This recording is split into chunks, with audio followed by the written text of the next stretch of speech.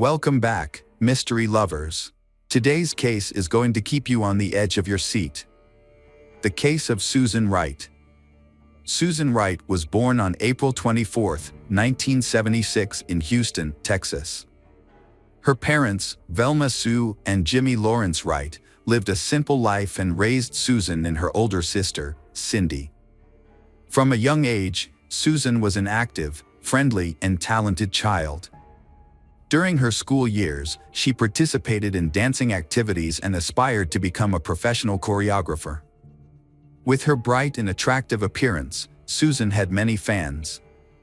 However, after graduating from high school, Susan's dream of becoming a student did not come true. But she did not give up, and after a short break, she saved money to continue her studies.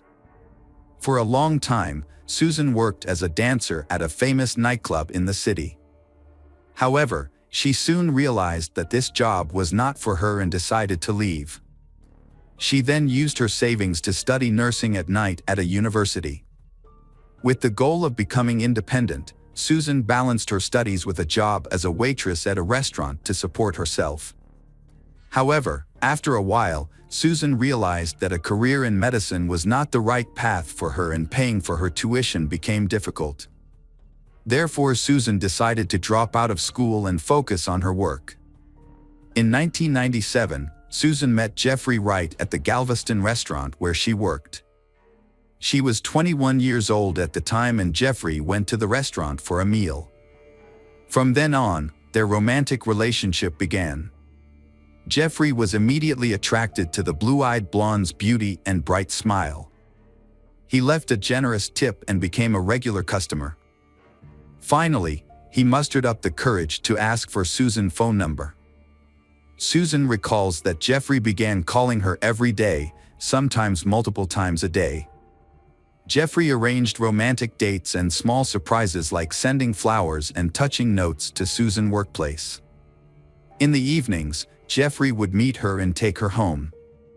Although Jeffrey was 8 years older than her, the age gap did not bother them. Jeffrey was attentive, sweet, and caring, and quickly won Susan's heart. However, Jeffrey had some problems with alcohol and substance abuse.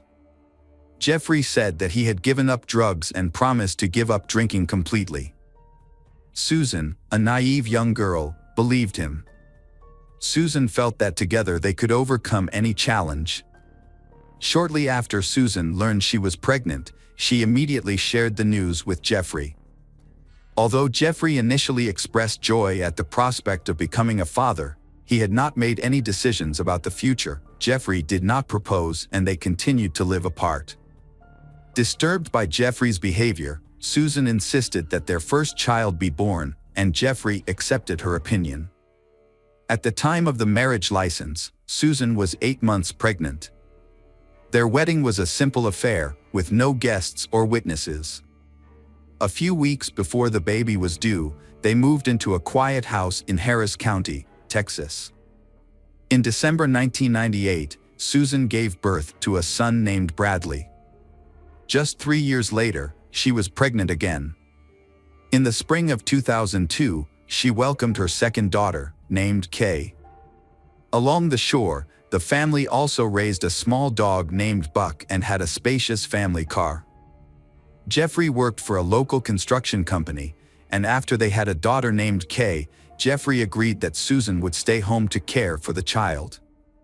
Friendly neighbors often praised Susan as a kind and caring mother. She created a cozy environment for the family. From the outside, it seemed like the perfect family. Every day, Susan has to spend a lot of time doing housework such as cleaning, organizing, cooking, and making sure everything is kept in a clean condition. Jeffrey does not want her to repeat the same recipes. The whole house has to be clean for Susan. Taking care of young children and cleaning the house at the same time can be considered impossible. Jeffrey's clothes have to be washed almost every day because he doesn't want to wear any of the same clothes again.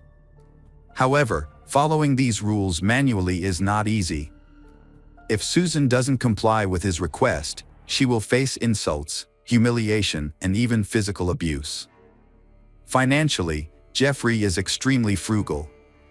Contrary to the image of a romantic man who often gives gifts and flowers, Jeffrey only gives Susan $100 a week to cover household expenses. At the same time, he also asked her to settle all expenses and provide receipts. Jeffrey also broke his earlier promise to quit drinking. However, the real problems were just beginning. Jeffrey relapsed and started using drugs again. Under the influence of these substances, Jeffrey would become aggressive and would hurt his wife and son. Whenever Susan asked Jeffrey to stop using drugs and go to rehab, Jeffrey responded with anger. Jeffrey saw no problem with his actions and believed that Susan knew about Jeffrey's drug and alcohol use before Susan married him, so she should accept it and live with it. Jeffrey's parents also knew their son's weakness and sympathized with Susan. However, they felt helpless and unable to help her. What Susan couldn't stand, however, was when her husband began to physically, emotionally, and even sexually abuse her. At first, he would apologize and promise not to do it again, but then he stopped apologizing and domestic violence became a daily occurrence. Jeffrey began boxing at the gym 3 times a week, finding that the sessions helped him relieve stress. On Monday, January 13, 2003, Jeffrey went to the gym after work as usual. When he returned home, he seemed stressed. While Susan was cooking dinner, Jeffrey decided to tell his son about the sport of boxing and teach him some basic techniques. While teaching his son boxing, Jeffrey lost control and hit the boy. The child burst into tears, and Jeffrey tried to comfort the child, hoping his wife wouldn't hear. Susan pretended not to notice, but this incident was the last straw for Susan. After dinner, Susan went to put the children to bed while Jeffrey remained in the bedroom. When Susan entered the room, Jeffrey attacked her violently. Susan thought that Jeffrey was trying to kill her with a knife. However, she reacted and realized that Jeffrey did not have a knife in his hand. Susan decided to use her dancing skills to seduce Jeffrey and lower his guard. Susan entered the room in a short silk robe and performed the dance for her husband. Susan then proposed a game, which Jeffrey agreed to participate in.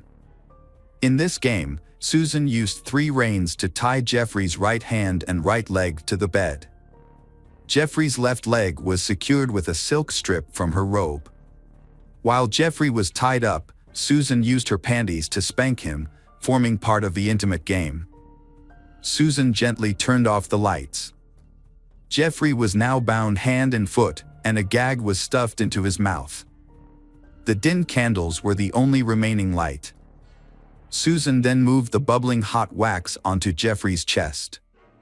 Susan then continued pouring the hot wax onto his genitals, and the pain quickly became unbearable. Jeffrey tried to free himself, tried to scream, but to no avail. Meanwhile, Susan continued to beat Jeffrey with a small, sharp knife she had taken from the kitchen. Susan started at the groin area, moving up and down, cutting Jeffrey's genitals, legs, stomach, chest, arms, neck, and face.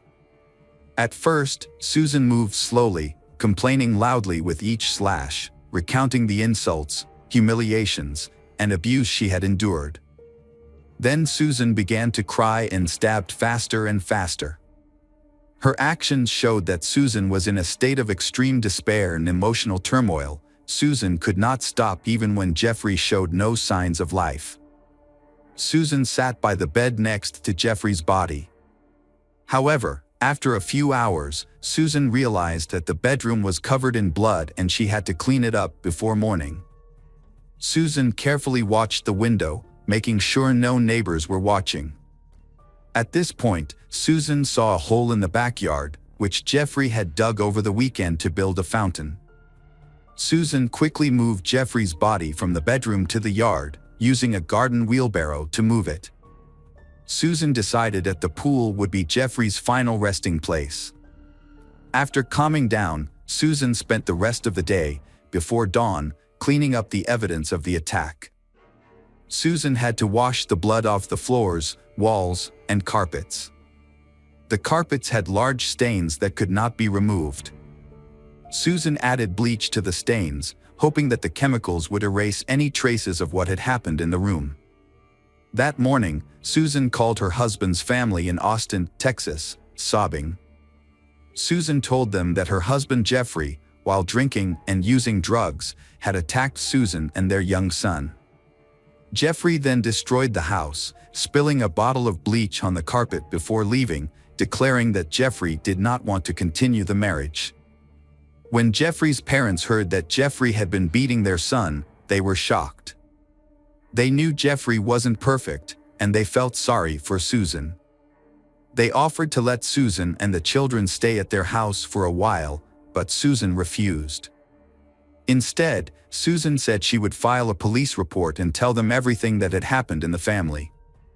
Then, when Jeffrey suddenly went missing, Jeffrey's mother, Mrs. Wright, went to the police station to report the incident. Susan said Jeffrey had been violent towards Susan and the children. As a result, Susan had to file for a restraining order, which meant that Jeffrey would not be allowed near Susan and the children. When Susan filed for the restraining order, Susan presented evidence of her injuries, such as bruises and cuts on her arms. Susan said the injuries were caused by Jeffrey during a fight when he hit her with a key. Susan's children were also victims, especially Bradley, who was hit by his father and had minor bruises on his face. At first glance, the story told by Susan seemed plausible. Jeffrey, under the influence of alcohol and drugs, attacked Susan and her young son, after which Jeffrey became frightened and ran away. But over time, Jeffrey stopped communicating. And Jeffrey fled without taking his belongings, papers, and even his cell phone from home. Jeffrey did not go to work or to his parents' house, and none of his friends or neighbors saw Jeffrey. It was as if he had disappeared into thin air. Susan's situation is not optimistic, as she finds it unbearable to be in the house where Susan murdered Jeffrey and buried his body in the yard. Susan begins to feel as if Jeffrey is still alive and about to rise from the grave to take revenge. Susan is on the verge of going crazy, and their dog Buck keeps barking and trying to dig up the burial site. On January 17th, after dropping her children off at school, Susan went to her mother Velma's house. Her mother learned about the incident and asked Susan, "You killed your husband, didn't you?" Susan burst into tears and nodded. Susan confessed what had happened and revealed where Susan had hidden Jeffrey's body, saying she didn't know what to do next.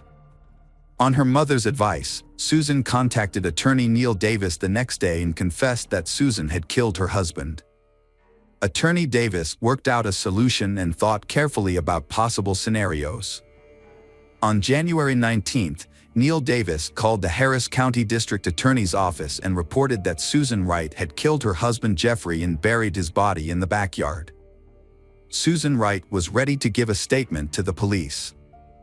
On January 24, 2003, Susan voluntarily went to the police and stated that she would give a full confession. On January 24, 2003, Susan went to the police and confessed the whole thing. However, when she was interviewed, Susan's story was unclear and full of contradictions. Susan was confused about the details and sometimes contradicted herself. Susan also claimed that Jeffrey was still alive and that she was afraid of him. As a result, Susan requested protection. As a result, Susan underwent a psychological evaluation and was diagnosed with schizophrenia and depression. However, Susan was still able to understand her actions. Following Susan's statement, the police arrived at the scene and removed Jeffrey's body from the makeshift grave in the backyard. The medical examiner was surprised to see numerous injuries on the body. The medical examiner's team counted a total of 193 stab wounds on the body. Specifically, there were 8 wounds in the groin area, about 30 wounds in the legs, 23 wounds in the shoulders and arms, 22 wounds in the abdomen, 46 wounds in the arms, 23 wounds in the neck, and 41 wounds in the face. However, only one wound to the head could be considered the direct cause of death. All other cuts were superficial and did not pose an immediate threat to life. This left Jeffrey with a long and painful death. Police saw deep marks on Jeffrey's wrists and ankles from the ropes and belt Susan used to restrain him. These injuries indicated that Jeffrey had tried to free himself but was unsuccessful. Additionally, traces of candle wax were found on Jeffrey's gun and groin area. Susan claimed that it was an accident as her husband accidentally turned a burning candle on himself, but police believe the hot wax was more likely a form of torture inflicted on Jeffrey to cause pain. Susan's underwear was still in Jeffrey's mouth, acting as a gag to prevent Jeffrey from screaming or calling for help. Toxicology reports revealed traces of alcohol and several controlled substances in Jeffrey's system, suggesting that Jeffrey may have acted aggressively under the influence of these substances. The bedroom where the massacre took place appeared normal, except for a large bleach stain on the carpet, suggesting that Susan had spent a lot of time cleaning and hiding the evidence. When experts used chemicals and special equipment to detect the blood traces that had been cleaned up, a completely different view of the project emerged. Blood was found everywhere, including on the ceiling and the red blood cell cushion. The trial began in late February 2004. By that time, Susan had been in custody for a year and her children were in the care of her parents and sister Cindy. Susan's attorney had prepared extensively for the trial and worked extensively with Susan.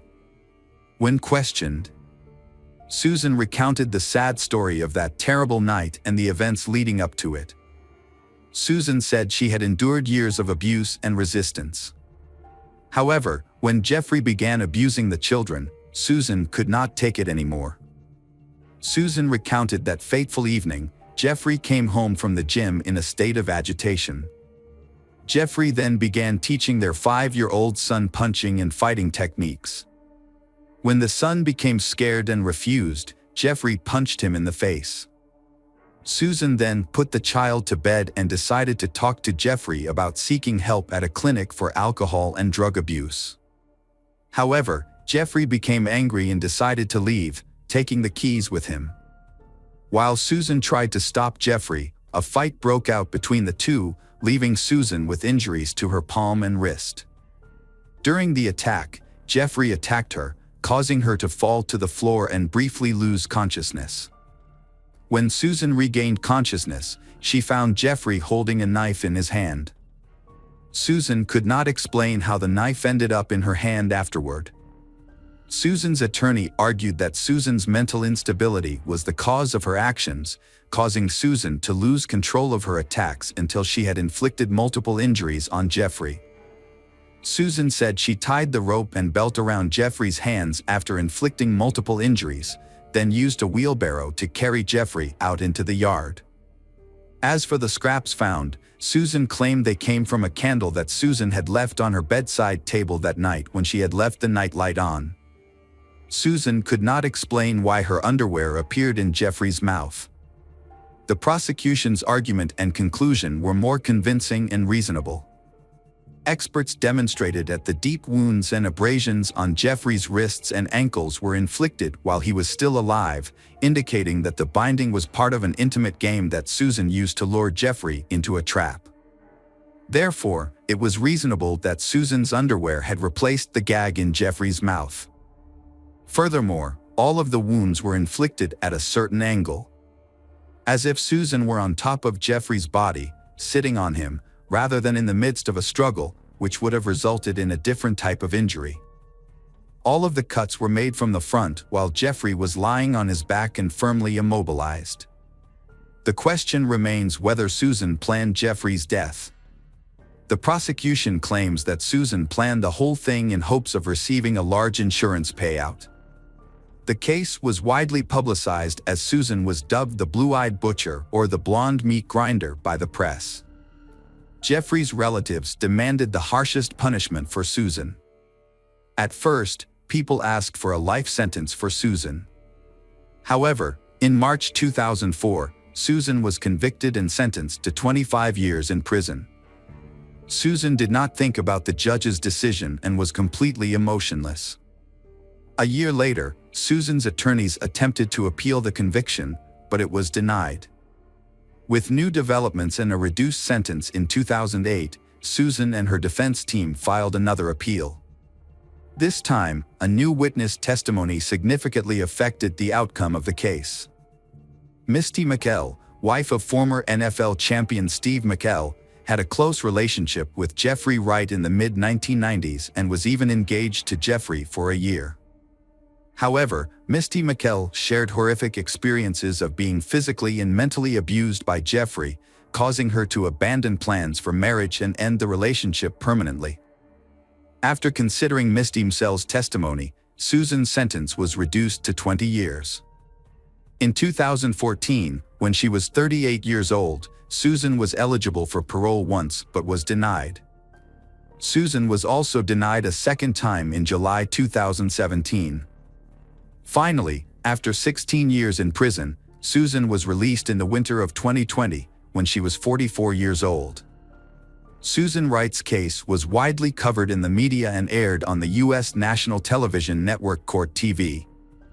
The story was later made into several popular television documentaries, including 48 Hours Mystery and The Secret Lives of Stepford Wives.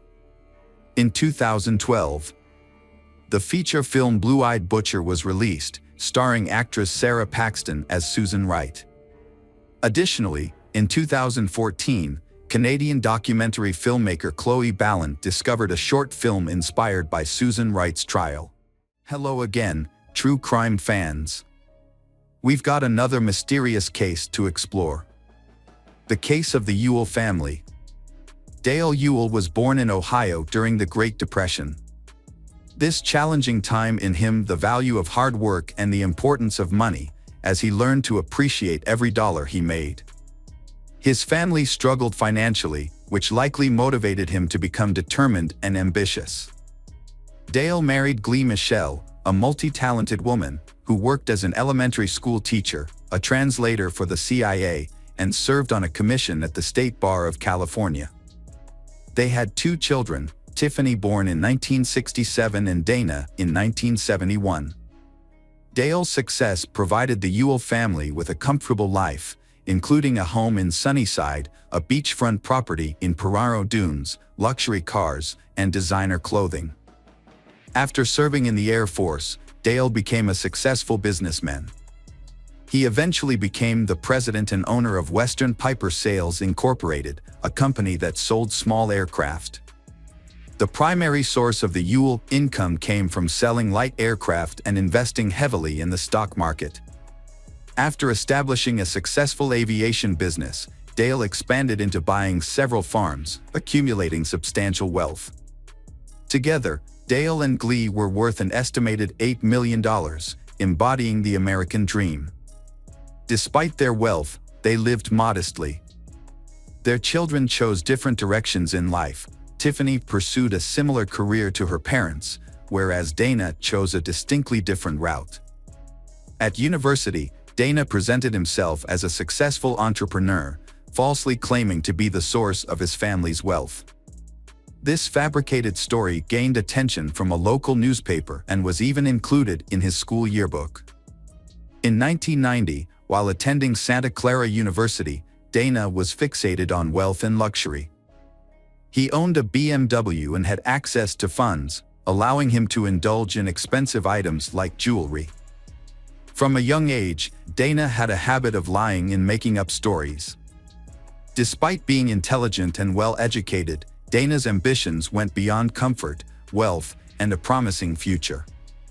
He had the same ambitions as his father, but he didn't have the drive to achieve them in a proper and lawful way. Dana began fabricating elaborate and false stories about his accomplishments and importance while he was a student at the University of Santa Clara. He lied to both faculty and peers, claiming he was the head of a multi-million-dollar company. His false narrative included starting as a stockbroker at 18, moving to aircraft sales, and eventually becoming president of his own aircraft manufacturing company. The tension between Dana and his father, Dale, was largely unknown to others. Dana's tall tales may have caused his father embarrassment and contributed to their conflicts.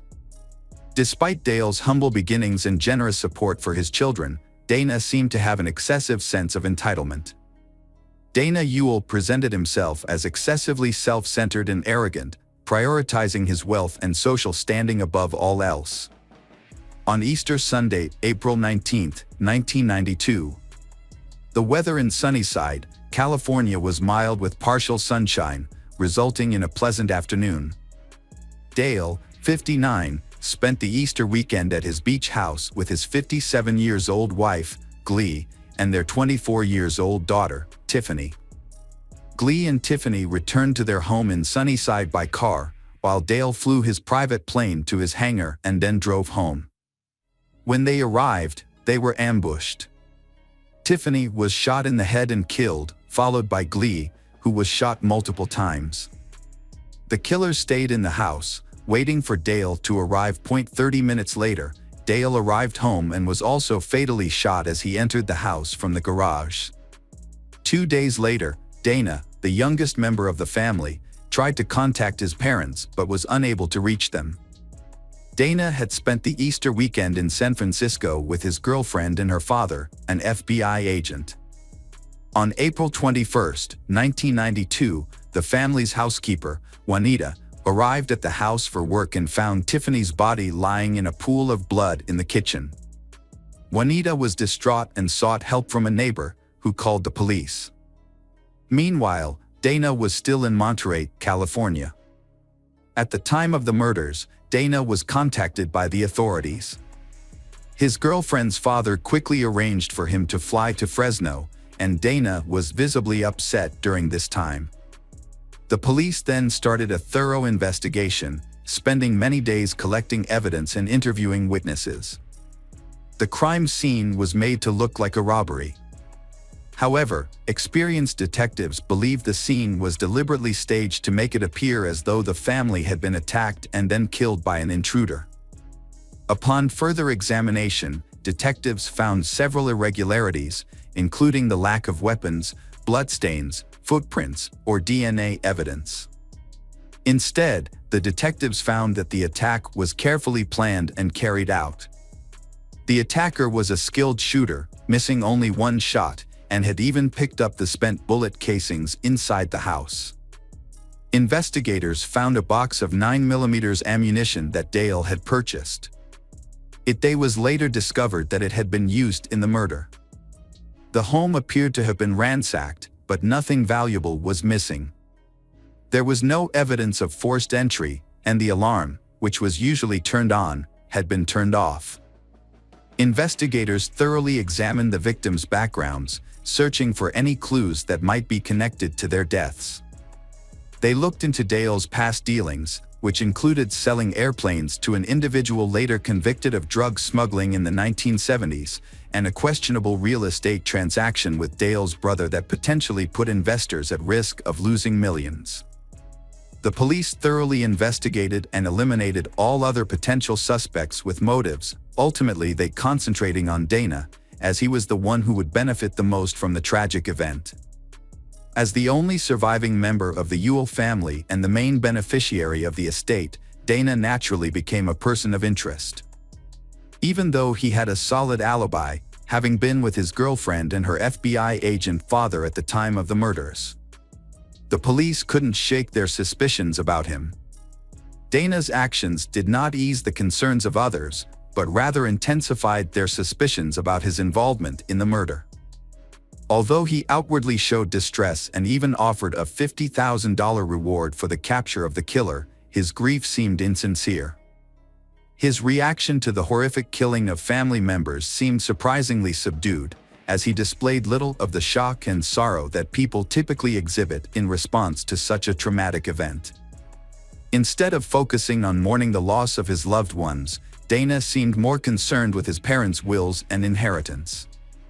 He did something disturbing, inviting a friend to view the house while there was still obvious blood on it, demonstrating a disregard for the victims. Furthermore, he allegedly expressed contempt for the police investigation, calling the investigators dummies who would never solve the case. Dana eluded authorities for 3 years, during which time they thoroughly investigated every lead to help solve the case. The situation worsened after Dale's brothers reported Dana to the authorities, claiming he had done something wrong.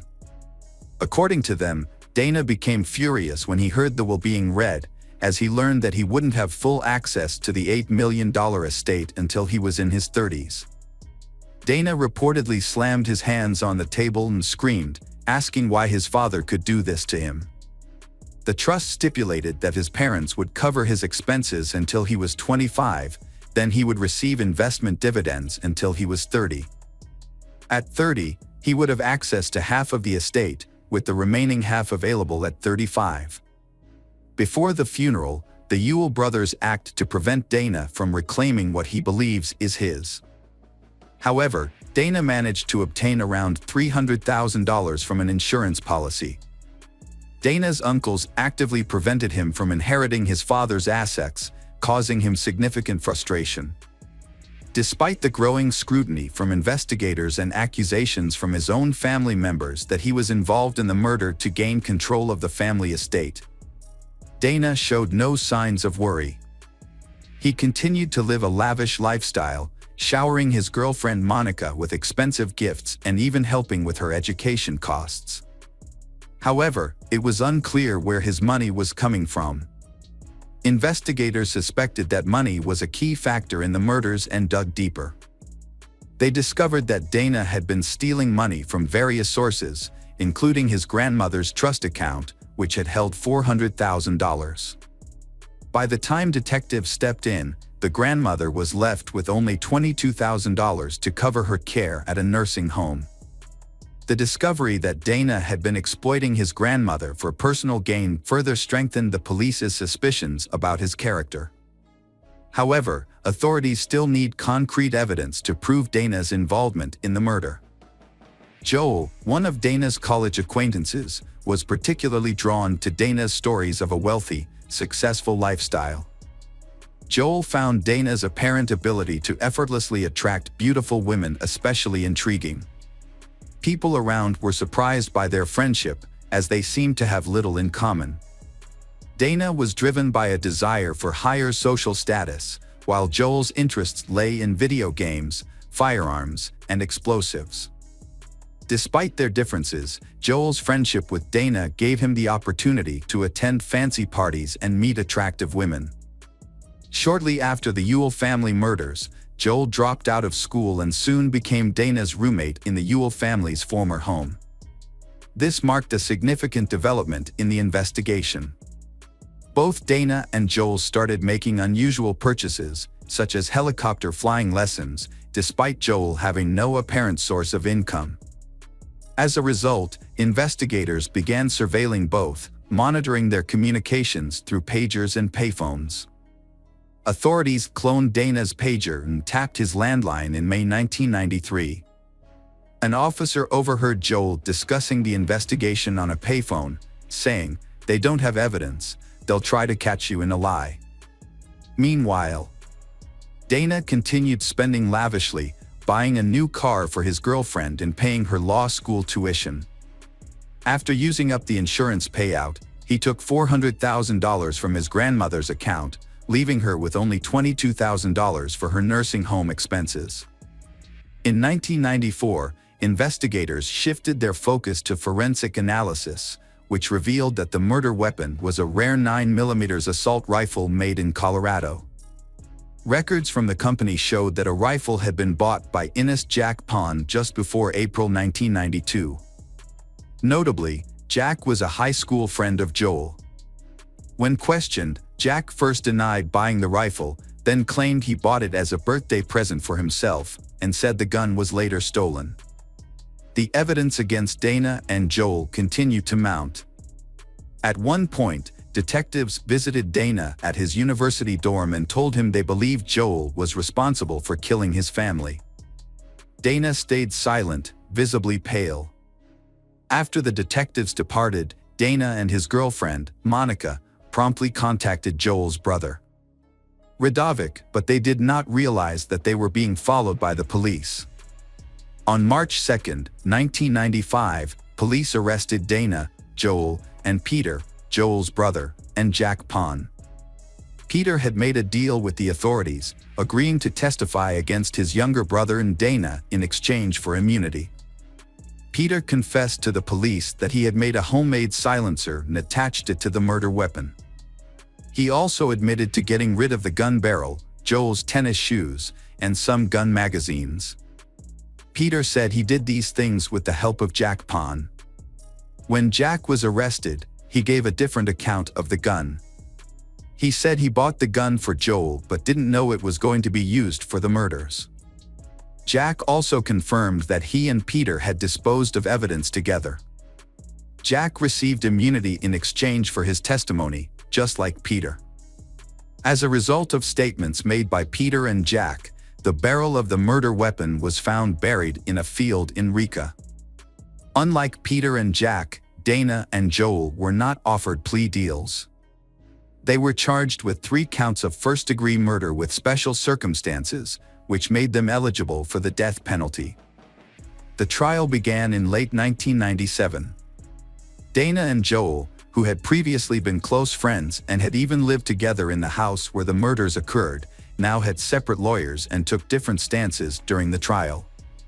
Prosecutors argued that Dana's motive for the murders was greed, claiming he had promised Joel a share of the inheritance. Dana's lawyer argued that he was innocent, suggesting that Joel and Jack had planned and carried out the murders. Joel's lawyer acknowledged the strong evidence against his client and focused on trying to save him from the death penalty. During the trial, Jack Pond testified that he had bought the murder weapon for Joel and helped dispose of it. He also said Joel had given him details of the incidents on the day of the murder, in April 1992. According to Jack, Dana had asked Joel for a favor that he found hard to refuse. Having taken steps to avoid leaving DNA evidence behind, Joel carried out Dana's plan by entering the Ewell residence. He shaved off all body hair and then waited 12 hours on a plastic sheet to minimize the risk of leaving any traces, including an eyelash. He was also instructed to retrieve all bullet casings. Tiffany was shot in the back of the head and died instantly, without seeing her killer. Glee, however, saw Joel and tried to escape to the office, but was shot and severely injured. Joel pursued her and eventually killed her. During the trial, it was revealed that Joel had shot Glee multiple times at close range, and that she had recognized him as a friend of Dana's who had visited the family a month earlier. After killing Glee, Joel reloaded his gun and put on new gloves, then waited for Dale to arrive, whom he also murdered. On May 27, 1998, after an 8-month trial, the jury delivered a finding Dana Ewell and Joel guilty on all charges. However, they could not agree on the sentencing. 2 votes saved Joel from the death penalty, while Dana escaped the death penalty by just 1 vote. In the end, both received 3 consecutive life sentences without parole. Dana was imprisoned at Corcoran State Prison, 50 miles south of Fresno. He was among inmates like Charles Manson. His grandmother, whom he stole from, died in 1999. Dana claims to have undergone a spiritual transformation and become a Christian while in prison. Joel was imprisoned at Mule Creek State Prison in Ione, California. Meanwhile, Jack Pond pursued a career in law, becoming an attorney. Monica Zent broke up with Dana, finished law school, and established a successful law practice. Although Monica was thoroughly investigated, no evidence connected her to the crime. The only suspicious aspects were her initial unwillingness to cooperate and that some of the funds were used to help pay for her law school expenses. Dana Ewell's actions can be summed up by 3 words: greed, entitlement, and heartlessness. His extreme desire for wealth led him to manipulate and betray those closest to him, ultimately leading to the tragic deaths of his family members. Welcome back, detectives.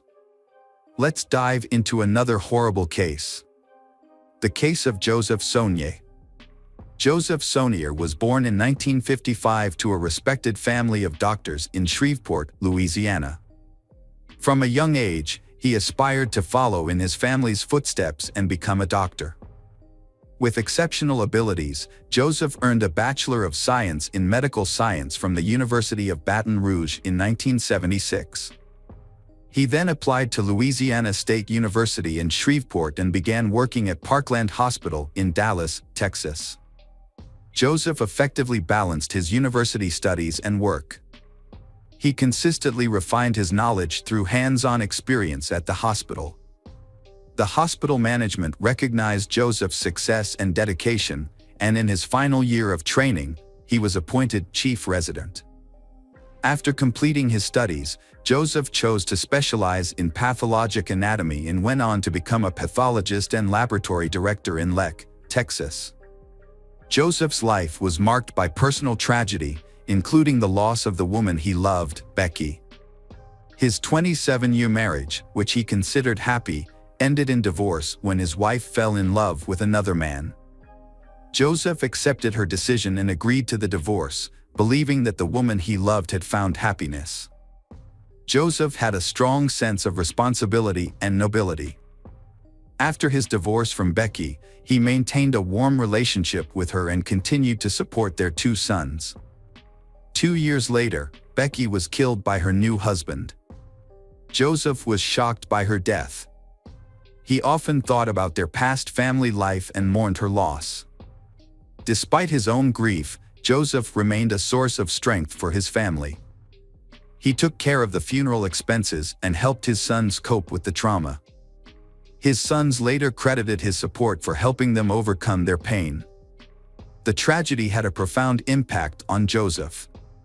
He devoted himself to his work and raising his sons. However, the grief finally gave him the motivation to change his life. He decides to start a new chapter in a new city. In 2007, Joseph moved to Leck, Texas, with his sons, where he became the chief pathologist at Covenant Health System. Feeling the need for a change, Joseph enrolled in a local dance studio. He enjoyed the classes and met new women, which helped fill the void in his life. A few times, Joseph attempted to form connections with his dance partners, but it never worked out. That was until Michelle Tina walked into his dance class on a warm summer evening. Her elegance, poise, sense of humor, and sparkling eyes immediately caught his attention. Her radiant smile illuminated the room, and Joseph knew right then that she was the one he had been searching for. Michelle, too, noticed Joseph's confident and respectful demeanor on the dance floor. As they danced together, the 47-year-old Michelle and 57-year-old Joseph found that they complemented each other perfectly. As they continued to dance together, they grew closer with each passing session. Eventually, Joseph asked Michelle out on a date, and she agreed. This marked the beginning of what seemed like a happy new chapter in both of their lives. Michelle possessed an irresistible charm that had a profound effect on men. Michelle was a classic example of a femme fatale, a woman with an undeniable magnetism that drew attention and sparked passion in those around her. Michelle, like Joseph, is also starting a new life after personal emotional breakdowns.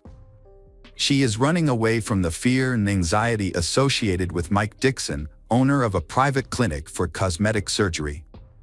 Michelle met Mike in 2008 when she came in for Botox injections. At first, there was just casual social interaction between them, then light flirting followed and they began a romance. Michelle is a successful and free woman.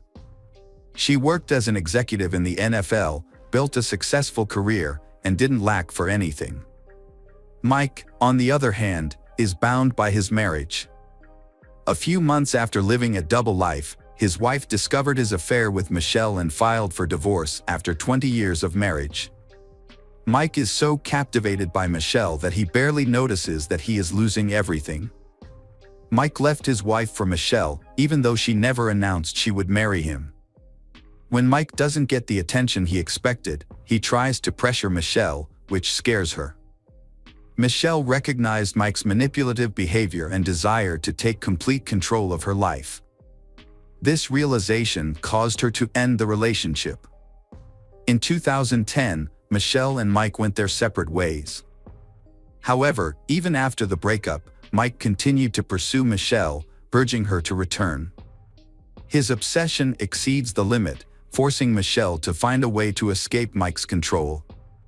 Michelle moved to Lech to start anew, where she met Joseph, a charming and kind-hearted man. They quickly connected, and their relationship blossomed into true love. Joseph's sons and relatives welcomed Michelle with open arms. Joseph spared no expense in giving her gifts, taking her to the most luxurious restaurants and private clubs, and giving her romantic vacations. As Joseph realized he had found his perfect match, he took Michelle to Los Angeles and proposed to her in front of his entire family. Michelle, 47 at the time, was smitten with her new partner and frequently expressed her love for him on social media. However, her ex-lover, Mike Dixon, couldn't help but notice these declarations of love. Mike is furious when he discovers that Michelle has moved away and is planning to marry Joseph. He realized he couldn't win her back but still dared to propose that they rekindle their past relationship, suggesting they become lovers again. Michelle firmly rejected his proposal, refusing to engage in a love triangle, and immediately informed Joseph about Mike's suggestion. After some time, they started to feel like they were being watched. At one point, they even noticed something that looked like a camera flash through the backyard window, but they didn't pay much attention to it, not realizing the seriousness of the problem. The situation got out of control on July 11, 2012, when a gardener came to Joseph's house to discuss a garden renovation project. When the landscaper arrived at the home, he tried to contact Joseph but got no response. He saw an open door and, thinking Joseph might not be able to hear him, went inside. The house was in disarray, and there was a bullet hole near the front door, indicating a possible intruder. The landscaper cautiously went further inside, looking for Joseph. In the garage, he found Joseph lying in a pool of blood on the floor with no signs of life. Joseph's body had stab and gunshot wounds, leading the landscaper to think the perpetrator might be nearby. He immediately left the house and called for help. At 2:48 p.m., the police department received the call, and several patrol cars were sent to the scene. When the officers arrived, they found Joseph Sonnier. Medics confirmed that Joseph had died. The incident shocked the public, as it happened in one of the city's safest and most affluent neighborhoods, where crime is extremely rare. Joseph, a respected professional, was known for his calm and kind nature, and it seemed he had no enemies who would want to harm him. Although a window was broken, it was clear that the incident was not a robbery, as nothing was missing from the house. However, a bottle with a hole shot through its bottom was found at the scene, suggesting it was used as a makeshift silencer for a gun. A forensic team arrived soon after to collect evidence, and it appeared that the perpetrator was inexperienced, as they left behind many traces. DNA from the bottle and blood samples were sent to a lab for further analysis. Detectives interviewed neighbors, but none of them reported seeing or hearing anything suspicious. There were no CCTV cameras near the house. According to the investigation, the perpetrator entered through a large window overlooking the backyard, making the attack unexpected. In the dining room, the attacker confronted Joseph and started shooting. It is likely that the wine bottle was used as a silencer at this point. Blood stains in the hallway suggested that Joseph was still alive after being shot. He entered the garage, where the attacker caught up with him and stabbed him multiple times. An autopsy revealed 5 gunshot wounds and 11 stab wounds. The circumstances suggested that the murder was not random, but the identity and motive of the killer remained unknown. The investigation focused on the people closest to the victim. During an interview with law enforcement, the victim's fiancée, Michelle, reported strange things in the months leading up to the murder. She believed Joseph was being stalked. Michelle had seen a stranger lurking outside Joseph's house, watching the door and windows. She also mentioned that Joseph had received persistent calls and texts in the period leading up to his death. Although officers confirmed this information, they initially thought the calls and messages were from other women with whom Joseph was allegedly having relationships, as witnesses claimed he was in contact with multiple women at the time. Investigators questioned Michelle about whether she knew of other women involved with Joseph. Michelle claimed she was unaware of any other women. Joseph's sons also denied the possibility of their father having mistresses, stating that infidelity was not in his character. Despite this, investigators continued to explore a motive of jealousy for the crime. During the subsequent interrogation, Michelle succumbs to the pressure and reveals that she knows several women who may be involved in the crime. According to Michelle, these women are ex-girlfriends who often stalk Joseph. Although he ignored them, they continued to express their displeasure about his upcoming wedding to Michelle. The women in question include a woman from Florida who persisted in contacting Joseph even after he revealed his relationship with Michelle. There was also a nurse, Joseph's colleague, who often called and wrote to him. Additionally, a woman whose daughter sent a letter accusing Joseph of abandoning them shortly before the murder. In the same interview, Michelle mentioned Mike Dixon for the first time. She hadn't thought about Mike spying on her and Joseph before, because Mike stopped paying attention to her after she refused to be his lover. Michelle assumed that Mike had accepted her decision to marry Joseph and move on with his own life. The police visited Mike. He cooperated and spoke with the detectives. Mike revealed that he had been deeply in love with Michelle and had even divorced his wife to pursue a future with her. However, after Michelle rejected him, Mike gave up. He started a new relationship with a younger medical student who corroborated his alibi. At the time of the crime, Mike was at work and then spent time with his new girlfriend, which confirmed he couldn't have been involved. The investigation encountered significant obstacles. Every suspect, including Michelle, had a solid alibi, leaving detectives stumped. They searched for enemies of Joseph or individuals who might benefit financially from his death. But no new leads emerged. Unfortunately, forensic analysis does not provide any information about an individual, so police cannot identify the owner of the DNA found at the crime scene. Just as the case seemed hopeless, the police received an unexpected call from Paul Reynolds. Reynolds reported that his roommate, David Shepard, had recently confessed to a murder in Leck and then attempted to take his own life but was saved.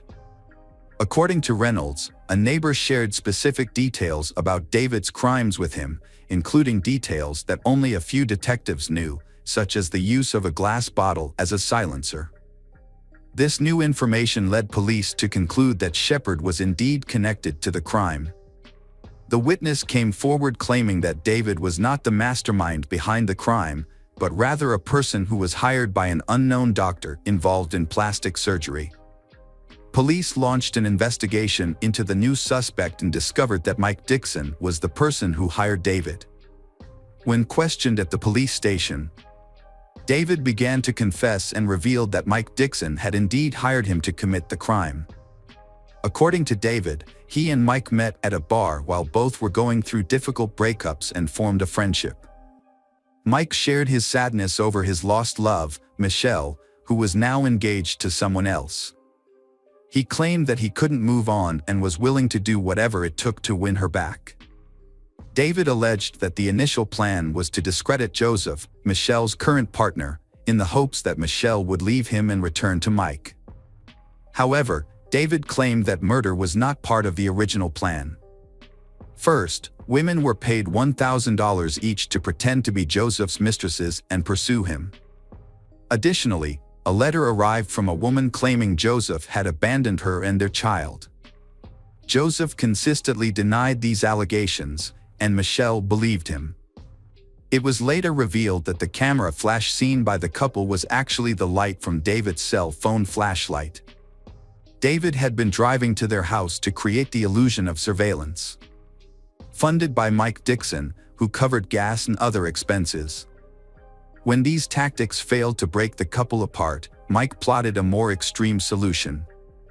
He offered David 3 silver bars, valued at around $110,000, to kill the pathologist. David agreed and received one of the bars as a deposit, which he immediately sold at a pawn shop. According to David Shepard, the situation escalated out of control when he went to Joseph's house. He claimed the shooting was unintentional, and that after shooting Joseph, he became afraid and Joseph began to run away. David shouted to check on Joseph but received no response. He then followed Joseph into the garage, where he found Joseph lying still and heard his last breath. David rushed to check Joseph's pulse and confirmed that Joseph was dead. David admitted to stabbing Joseph several times but could not remember the exact number. David also admitted that he considered calling for help using Joseph's phone, but ultimately chose not to. Instead, he put the phone back, mutilated Joseph's body, and then went to Mike's house to get the rest of the gold before attempting to take his own life. According to David, he didn't fully understand what he was getting himself into. When he faced Joseph, he realized he could not continue killing. If it weren't for an accidental gunshot, Joseph might still be alive. Mike Dixon was arrested by the police on the same day and charged with first-degree murder. This was based on testimony from David, as well as a large amount of other evidence that included incriminating phone calls and text messages where Mike made explicit confessions. When Mike Dixon was first interviewed by detectives, they had hoped he would confess to the crime. However, he denied everything and asked for a lawyer, which led to a lawsuit. David Sherd, who had been involved in the crime, made a deal with the prosecutor where he pleaded guilty to his role and gave up his right to appeal the sentence. As a result of this deal, David received a life sentence without the possibility of parole, instead of the death penalty. Mike Dixon, on the other hand, maintained that he was not guilty, despite the circumstantial evidence against him. However, in a surprising turn of events, David, who was a key witness for the prosecution, changed his story during the trial. Under oath, David claimed that he had committed the crime alone and that Mike Dixon was not involved. He said that the silver bars found at the scene were meant to be used as an investment in a business that the two of them had planned to start.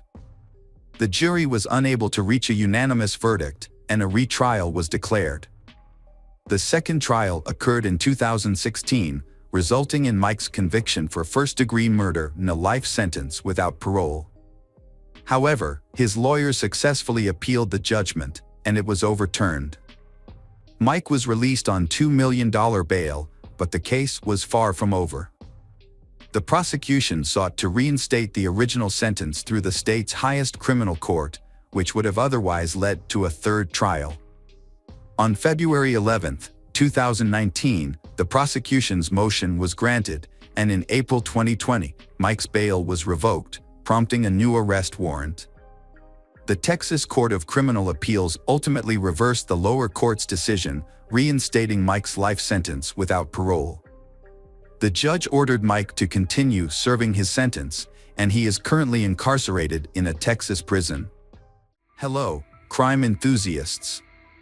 Are you ready for another chilling investigation? The case of Kirsten Hatfield. Kirsten Hatfield was born on February 12, 1989, in Midwest City, Oklahoma. Kirsten's father left the family soon after her birth, and her mother, Shannon, moved back in with grandparents. When Kirsten was 2 years old, they moved to their own home. Later, Shannon remarried, but the marriage was short-lived, leaving Shannon to care for her 2 young daughters alone. Kirsten, being the older sibling, took on a lot of responsibility, helping her mother care for her younger sister, Faith. Kirsten and Faith shared a bedroom, while their mother slept in the adjacent room. On May 13, 1997, Shannon put her daughters to bed as usual. Kirsten was 8 years old, and Faith was 3.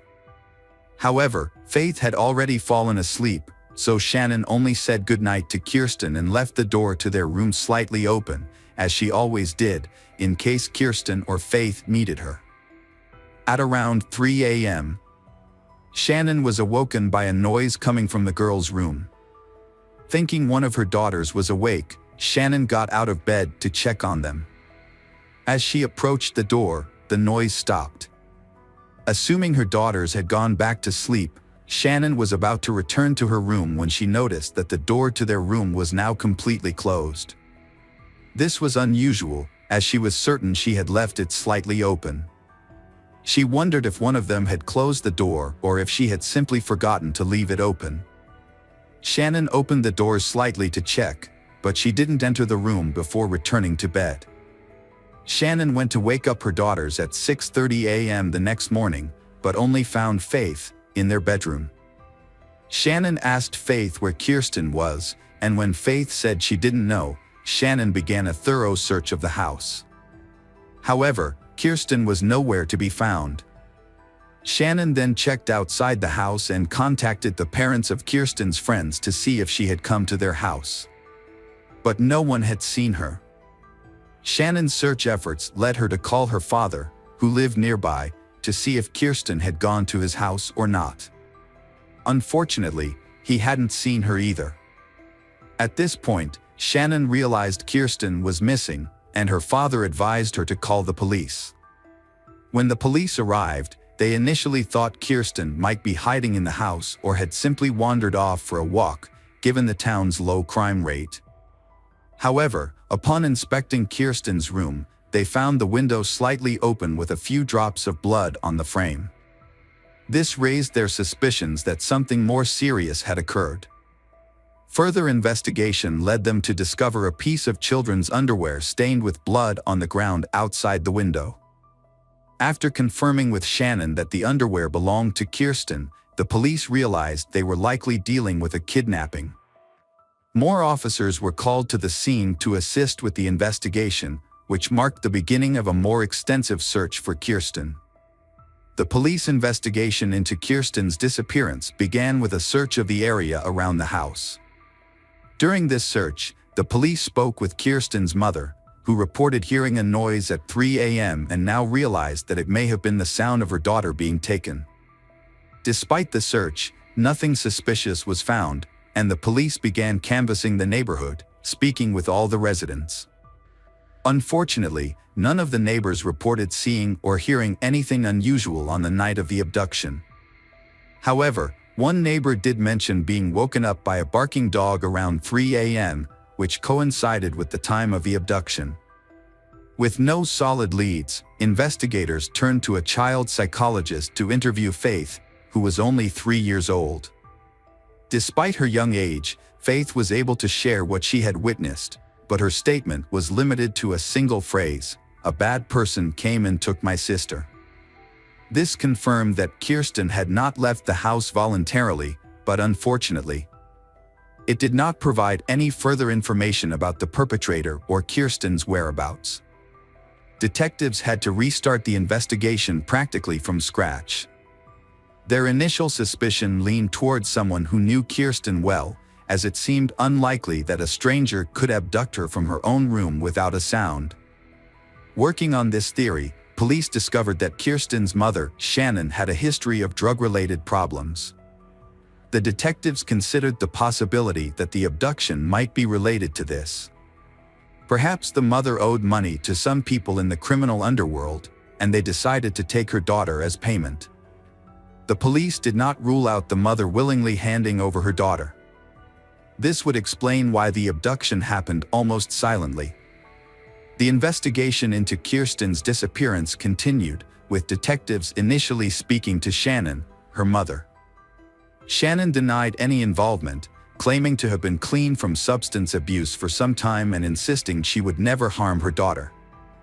Although detectives were not convinced of Shannon's innocence, they could not find any evidence to prove her involvement. The police then turned to the public for help, using the media to ask for any information that might be relevant to the case. In response, they received hundreds of calls, but most of the calls were fruitless. However, One clue provided a promising lead. A woman reported her boyfriend's suspicious behavior, including aggressive outbursts and a disturbing threat he made during an argument. The police investigated the man and discovered that he knew Shannon's brother, which meant Kirsten might have known him too. Additionally, the man had a history of drug use and assault, and he had previously been familiar with the Hatfield family home. Despite this, the investigation ultimately found that the man had a solid alibi for the time Kirsten went missing. Multiple witnesses confirmed that he was at a bar until around 4 a.m. on the night of the disappearance, making it impossible for him to have abducted Kirsten. Detectives pursued multiple leads, but each one led to a dead end. As time passed, the hope of finding Kirsten alive began to fade. Kirsten's mother, Shannon, refused to give up. She took matters into her own hands, determined to find her daughter.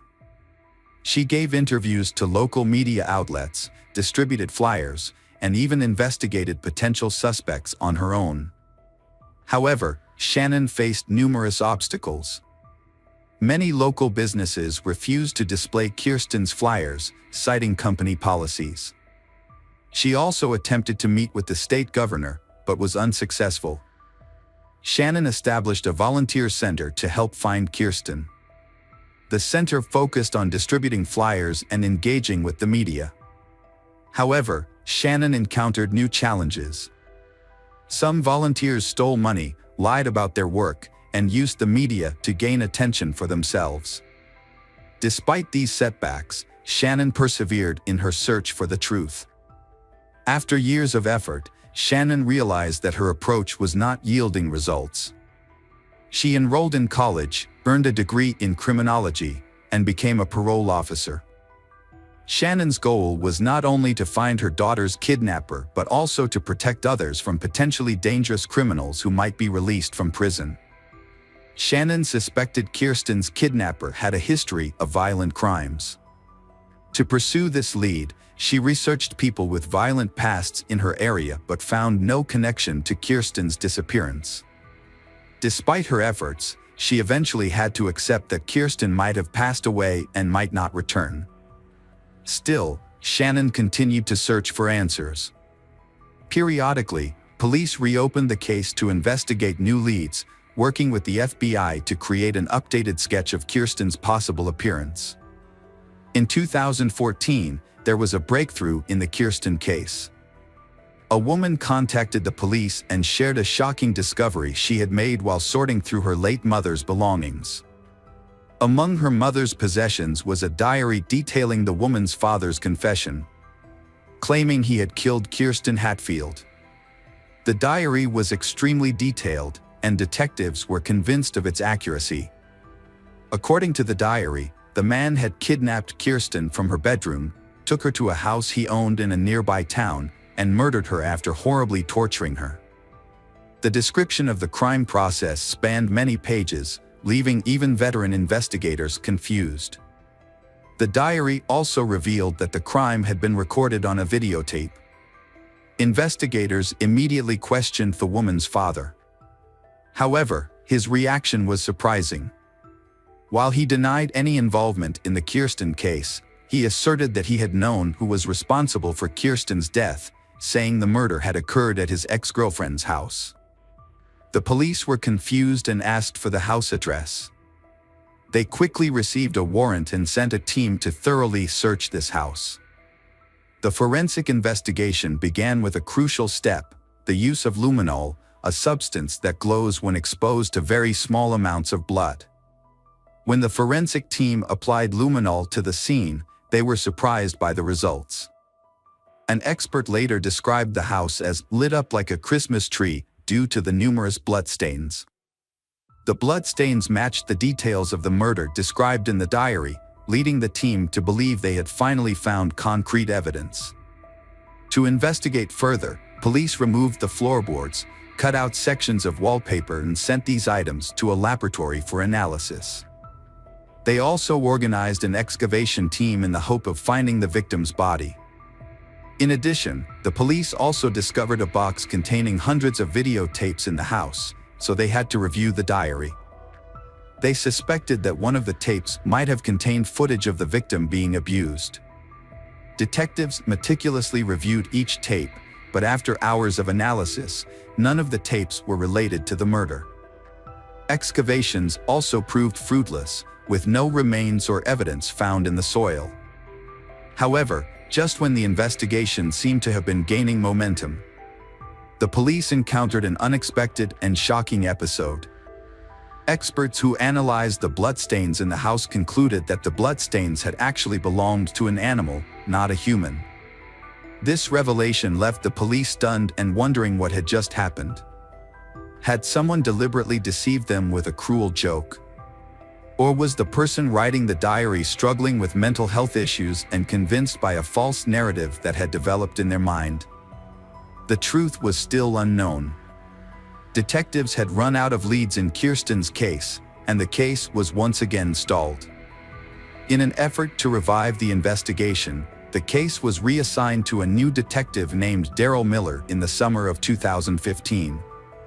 Miller decided to start from scratch and review all existing documents and records. During his scrutiny, Miller discovered something surprising. His predecessors had overlooked some key evidence, including blood found on Kirsten's windowsill and on her underwear. The evidence had been stored in a warehouse, but shockingly had never been sent to a laboratory for analysis. Miller suspected that the reason for this might have been because police initially thought the blood belonged to Kirsten, which would not have yielded any useful results.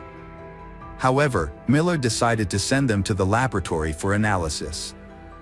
The results were surprising. The blood sample did not belong to Kirsten, but to an unidentified man.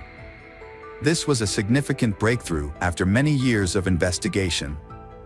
Miller decided to collect DNA samples from all the men who had participated in the investigation since the kidnapping. Police tracked down each person on the list and sent their DNA to a lab for analysis. Everyone was cooperative and provided their DNA samples quickly. Miller patiently waited for the results, and finally he received a call from the lab. Experts had analyzed one of the samples and found a perfect match with bloodstains found on the window and the victim's underwear. The DNA belonged to Anthony Palma, 56, the Hatfield family's neighbor who lived across the street. Anthony had been one of the first people the police spoke to on the day of the abduction. At the time, he claimed to have woken up around 3 a.m. due to his dog barking. Now that his DNA had been linked to the crime scene, detectives decided to bring him in for further questioning. Although the DNA evidence was sufficient for a conviction, the investigators hoped to obtain a confession from Anthony. A confession would expedite the trial and potentially lead them to Kirsten's body, which was still missing. To get Anthony to talk, the detectives invited him for questioning, telling him it was a routine process. They claimed they were re-interviewing everyone, including neighbors, to gather new information. In reality, their goal was to get Anthony to admit whether he had ever been inside the Hatfield family home. Detectives asked Anthony to recall any additional details about the night in question. He retold the same story he had shared 18 years earlier. But this time he added a new detail. He claimed to have seen a white car parked outside Kirsten's house, although he didn't think much of it at the time. The police then asked Anthony about his relationship with Kirsten and her family. He stated that he knew them as neighbors, but he had never interacted with Kirsten personally. He maintained that he got along well with the other neighborhood children, who would often ask him for help fixing their bikes or visit him for candy. This conversation became a critical point in the investigation, as the police had discovered Anthony's blood on the windowsill of Kirsten's bedroom. When they asked if he had ever entered the house, Anthony claimed he had not. This statement raised suspicions, as the presence of his blood suggested otherwise. The detectives faced a challenge. Anthony's blood was fresh, suggesting it had been left recently, but he had had a visit to the house when it belonged to a friend. The investigators decided to move forward with the interrogation, informing Anthony that his blood had been found in Kirsten's room and on her underwear. Anthony repeatedly denied ever entering the house, despite the evidence to the contrary. The investigators attempted to extract a confession, but he consistently maintained his innocence. The detectives changed their approach and exited the room, leaving Detective Miller to speak with Anthony privately. Miller entered with a photo of Kirsten, placing it in front of Anthony. However, Anthony promptly pushed the photo away, refusing to look at it for the remainder of the conversation.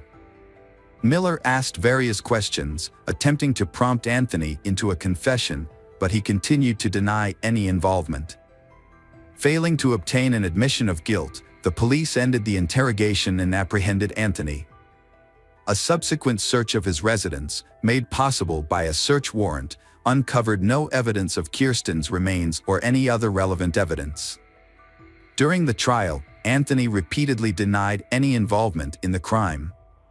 But DNA evidence told a different story. As the trial progressed, new details emerged that the police had initially overlooked. It was revealed that Anthony had a history of run-ins with the law, including a prior conviction for breaking into a girl's bedroom and assaulting her. He had also been imprisoned in the 1980s for a violent attack involving a weapon. Anthony's past convictions signaled his dangerousness, yet were overlooked in 1997. In 2017, a jury returned a guilty verdict for Kirsten's kidnapping and Kirsten's murder, and Anthony was sentenced to life in prison.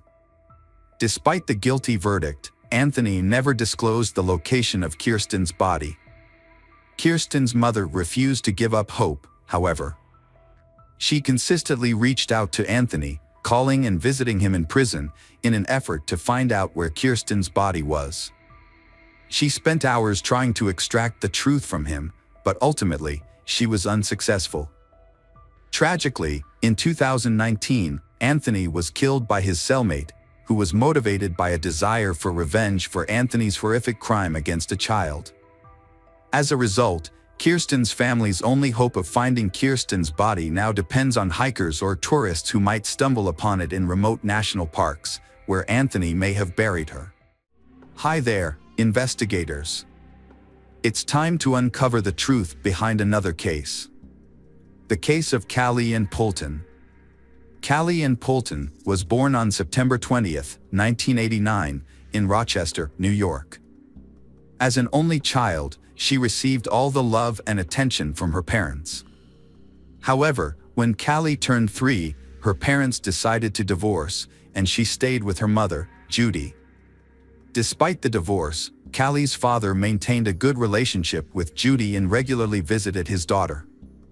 After the divorce, Judy moved to a quiet suburban apartment complex in Rochester. Although Callie's father helped with childcare, Judy faced financial difficulties. To make ends meet, she took on a part-time job delivering magazines to her neighbors. Her goal was to save enough money to take Callie on a trip to Disney World the following summer. On the evening of May 23, 1994, Judy was preparing for her delivery shift. She was at home, inserting leaflets into the magazines, when Callie asked to go for a walk. It was an evening, and Callie wanted to ride her tricycle. Judy checked outside and saw other children playing in the yard, so she allowed Callie to go out for a short time, instructing her to stay within the yard. Callie ran outside with her tricycle, and Judy planned to finish preparing the magazines and then take Callie to McDonald's after completing her delivery route. Judy stepped outside with the magazines, intending to call out to her daughter Callie, but Callie was nowhere to be seen. Judy looked around the yard, called out her daughter's name, but there was no response. She searched the yard and then the surrounding complex grounds, but Callie was gone. Usually, when Callie rode her tricycle, the creaking of its wheels was noticeable, but now there was silence. As Judy's panic grew, she began to cry out for her daughter, drawing the attention of the neighbors. They joined her in searching for Callie, but no one had seen Callie. The complex was heavily wooded, and a fence separated the houses from the nearby highway, making it unlikely that Callie could have wandered off on her own. Judy knew that Callie was only allowed to ride her tricycle in their yard, and Callie had always obeyed her mother before. It was also unlikely that Callie could have gone far on her small bike without being seen. With each passing minute, Judy's fears grew, and she decided to call the police. The officers arrived quickly and began a thorough search of the complex.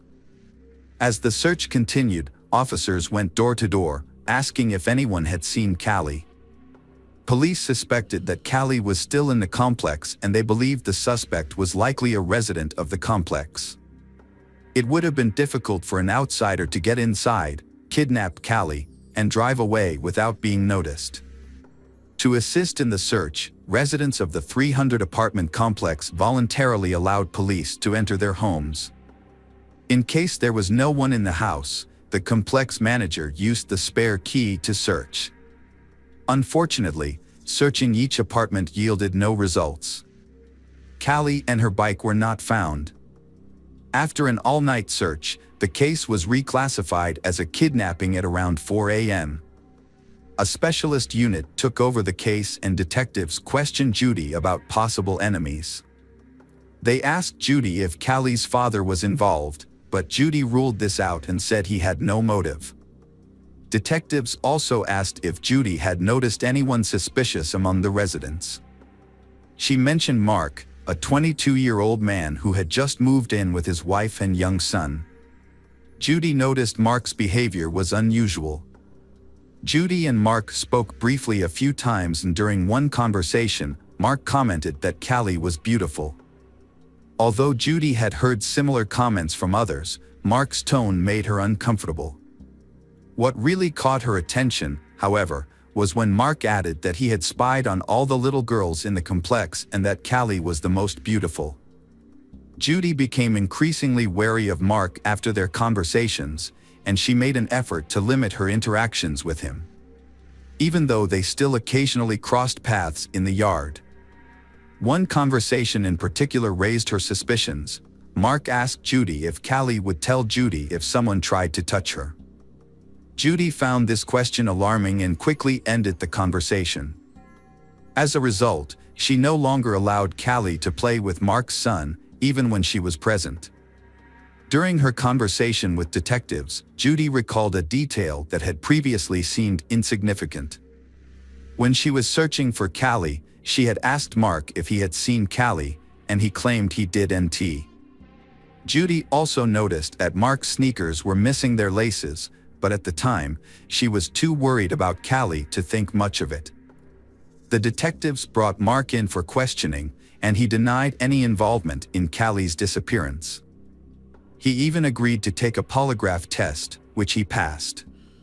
However, Judy's own account provided Mark with an alibi, as she had seen him on the playground with his son at the time she was searching for Callie. The police also searched Mark's apartment but found no sign of Callie or her bicycle. As a result, Mark was no longer considered a suspect, and the investigation continued without any leads. The police investigation into Callie's disappearance began by questioning her mother, Judy, as a standard procedure. Judy cooperated fully, answering all their questions, but she found it distressing that the police were focusing so much on her when they had no other leads. As the search for Callie continued, the case received widespread attention, with news reports, billboards, and flyers throughout the city. The police received over 1,000 of tips, but unfortunately, each one led to a dead end, and the case remained unsolved for months. Despite the lack of progress, Judy remained hopeful that her daughter would be found alive. She quit her job to devote all her time to the search, printing and posting flyers, contacting media outlets, and working tirelessly to keep the case in the public eye. With the help of some compassionate supporters, she was able to raise $100,000 as a reward for any useful information.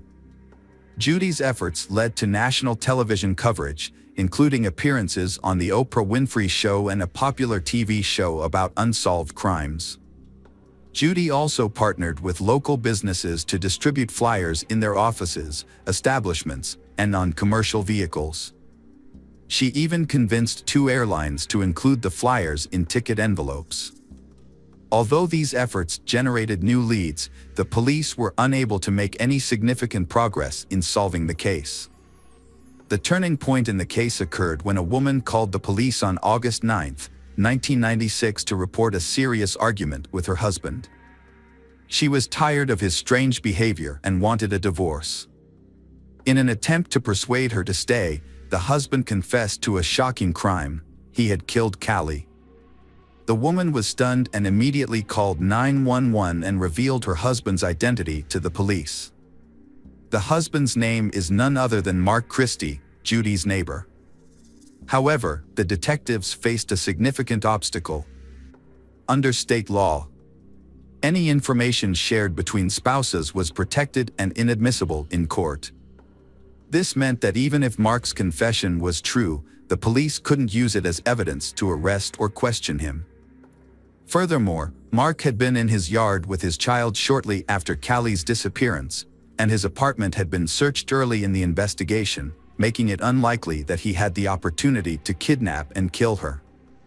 The detective in charge of the case, Detective Crow, decided to talk to Mark after hearing his wife's story. Mark and his family had moved out of the complex just weeks after Callie went missing due to serious allegations. Mark had been accused by the 2 girls' parents of standing naked in front of his house, which made the detective suspicious. Although no investigation had been launched, the incident appeared to be suspicious. Crow traveled to Mark's new home, 50 miles from Rochester, but encountered resistance. Mark's mother opened the door and said her son would not talk to the police without an attorney present. Mark learned about his wife calling the police and contacted a lawyer. This meant that the police could not use Mark's confession to his wife as evidence, and his lawyer could prevent any questioning. Despite this, Crow persisted. While talking to Mark's mother, Mark appeared and Crow persuaded him to answer some questions about Callie's case. Crow suggested they discuss the matter over coffee at a nearby restaurant. Mark agreed to Crow's surprise, but only on the condition that Crow would then take him to see his lawyer. Crow and Mark stopped at a nearby Italian restaurant. Crow tried to engage in the conversation normally, avoiding any pressure or tense questions. This approach seemed to work as Mark began to open up more while they waited for their food. Mark expressed deep remorse for his actions towards Callie and explained that her image had haunted him for the past 2 years, constantly appearing on news reports and flyers. Crow tried not to scare Mark. Crow had spoken to Mark before in the early stages of the investigation. But this new conversation felt different. Crow believed that Mark was feeling proud of having avoided capture, so Crow decided to appeal to Mark's ego. Crow told Mark that Mark was actually smarter than the entire investigation team, and Mark responded by saying that he didn't want to sound boastful, but his method of handling the bike was actually very smart. Mark offered to share details about how he got rid of the bike, but only on the condition that Mark wouldn't discuss anything else. Crow maintained a friendly and non-threatening tone, reassuring Mark that he was in control of the conversation and could share as much or as little as he wanted. Mark said that Callie's tricycle had been in his apartment 3 days after she went missing. Mark knew that the police would probably search every apartment without a warrant when a child was in danger, but Mark found a loophole in the law. Although police could search for a missing child, they were not allowed to search for physical evidence. This meant they could only test spaces that were large enough for a child to fit. To hide the bike, Mark decided to disassemble it and hide the bike's parts in small and hard-to-reach areas of his apartment. He wrapped some parts in clothes and put them in the closet, and put other parts in small bags and took them out to the car. He then dumped the pieces in various locations far from home. Meanwhile, the police were stationed at the exit of the complex, checking each car, but since they were only looking for Callie, the small bags containing the bike parts did not arouse any suspicions. Detective Crow saw an opportunity to get a full confession from Mark. Crow took a sympathetic approach, suggesting that Callie's death may have been an accident and not Mark's fault. Mark asked about the sentence he could face, and Crow estimated it could be about 25 years. Mark felt this was unfair, as it meant he had to spend half his life in prison and away from his family. He also mentioned that he had lived with guilt for 2 years, implying that this should be taken into account when sentencing. Despite Mark's questionable logic, Crow continued to encourage Mark to confess, suggesting it would bring him relief. Mark agreed to tell the truth, but only after consulting with a lawyer. Crow knew that Mark's lawyer would advise Mark against confessing to a crime without solid evidence. So, Crow decided to be straightforward with Mark, explaining that if he didn't tell the truth, Callie's parents would never know what happened to their daughter. Mark responded by saying that Callie hadn't suffered. Crow senses that Mark was confessing and encourages him to do the right thing. Mark looked at Crow and finally admitted to his actions. He repeated that Callie hadn't suffered, and Mark confessed to strangling her with his bare hands. He then added that he hadn't done anything else to her. Mark recounted the events of that evening, explaining that Callie had come to his apartment and asked to play with his 1.5-year-old son. Mark let her in and took her bike to the kitchen. Aware that Callie's mother wouldn't approve of her visiting, Mark let Callie go upstairs to play with the child without drawing Judy's attention to the situation. However, when Mark heard Judy calling out for her daughter in the yard about 10 minutes later, he panicked. He knew that Judy would be furious if she discovered that he had let Callie into his house without permission. In a moment of desperation, Mark went upstairs to the children's room and strangled Callie with his bare hands. Detective Crow was skeptical about certain aspects of Mark's story from the start. It seemed more plausible that Mark had lured Callie into his apartment under false pretenses, taking advantage of his wife's absence at work. Once inside, Mark might have attempted to molest Callie, but when he heard Judy calling out for her daughter, he may have panicked and killed Callie to avoid being exposed. Crow recalled that Judy had seen Mark wearing sneakers without laces, which suggested that he had used them to strangle Callie. This detail implied premeditation, contradicting Mark's claim that the crime was spontaneous. To avoid raising Mark's suspicions, Crow decided to continue listening to his story. Mark claimed that after the murder, he left Callie's body in the kitchen and took his son outside to establish an alibi. He deliberately allowed Judy to see him in the playground, hoping to deflect any suspicion. Once Judy began searching the complex, Mark returned home and hid Callie's body in a laundry basket, covering it with clothes. A short time later, he placed the basket in the trunk of his car. Mark confessed that the chaos of the search, with many people looking for Judy's daughter, allowed him to carry out these actions unnoticed. Mark took his son and drove to the building where he worked as a security guard. He parked near the back, left the basket with Callie's body by the door, and then entered the building through the main entrance, telling his co-workers he had forgotten something at work. His toll didn't raise any suspicions. So he made his way to the back door, which he opened from the inside, and retrieved the basket. Mark then climbed onto a large tank containing liquid coolant, opened the top, and dropped Callie's body into it after tying a heavy metal object to her. He got rid of Callie's clothes but left her earrings on. After disposing of the body, Mark returned home and joined the neighbors in searching for Callie. By doing so, he had already removed the body from the complex before the police became involved, and no one suspected anything. At the end of his confession, Mark expressed regret for killing Callie, stating it was a mistake. Crow paid for their food, and Mark left a $2 tip before willingly going with Crow to the police station, where he was arrested for murder. When Mark's lawyer found out about the confession, he attempted to retract it, but the attempt was unsuccessful. This was because Mark had provided the information willingly, and Detective Crow had followed proper procedures. As a result, the police went to Mark's workplace, opened the tank, and made a gruesome discovery. Even after 2 years, the victim's body was still inside. Due to the advanced state of decomposition, experts were unable to determine the cause of death or gather any further information. They confirmed the identity of the remains, which was none other than Callie. Mark admitted his guilt to the judge and received a minimum 25-year prison sentence, just as Detective Crow had predicted. Although Mark's lawyer managed to have the kidnapping charges dropped, he was still convicted of murder. However, Mark's case took a surprising turn in 2010.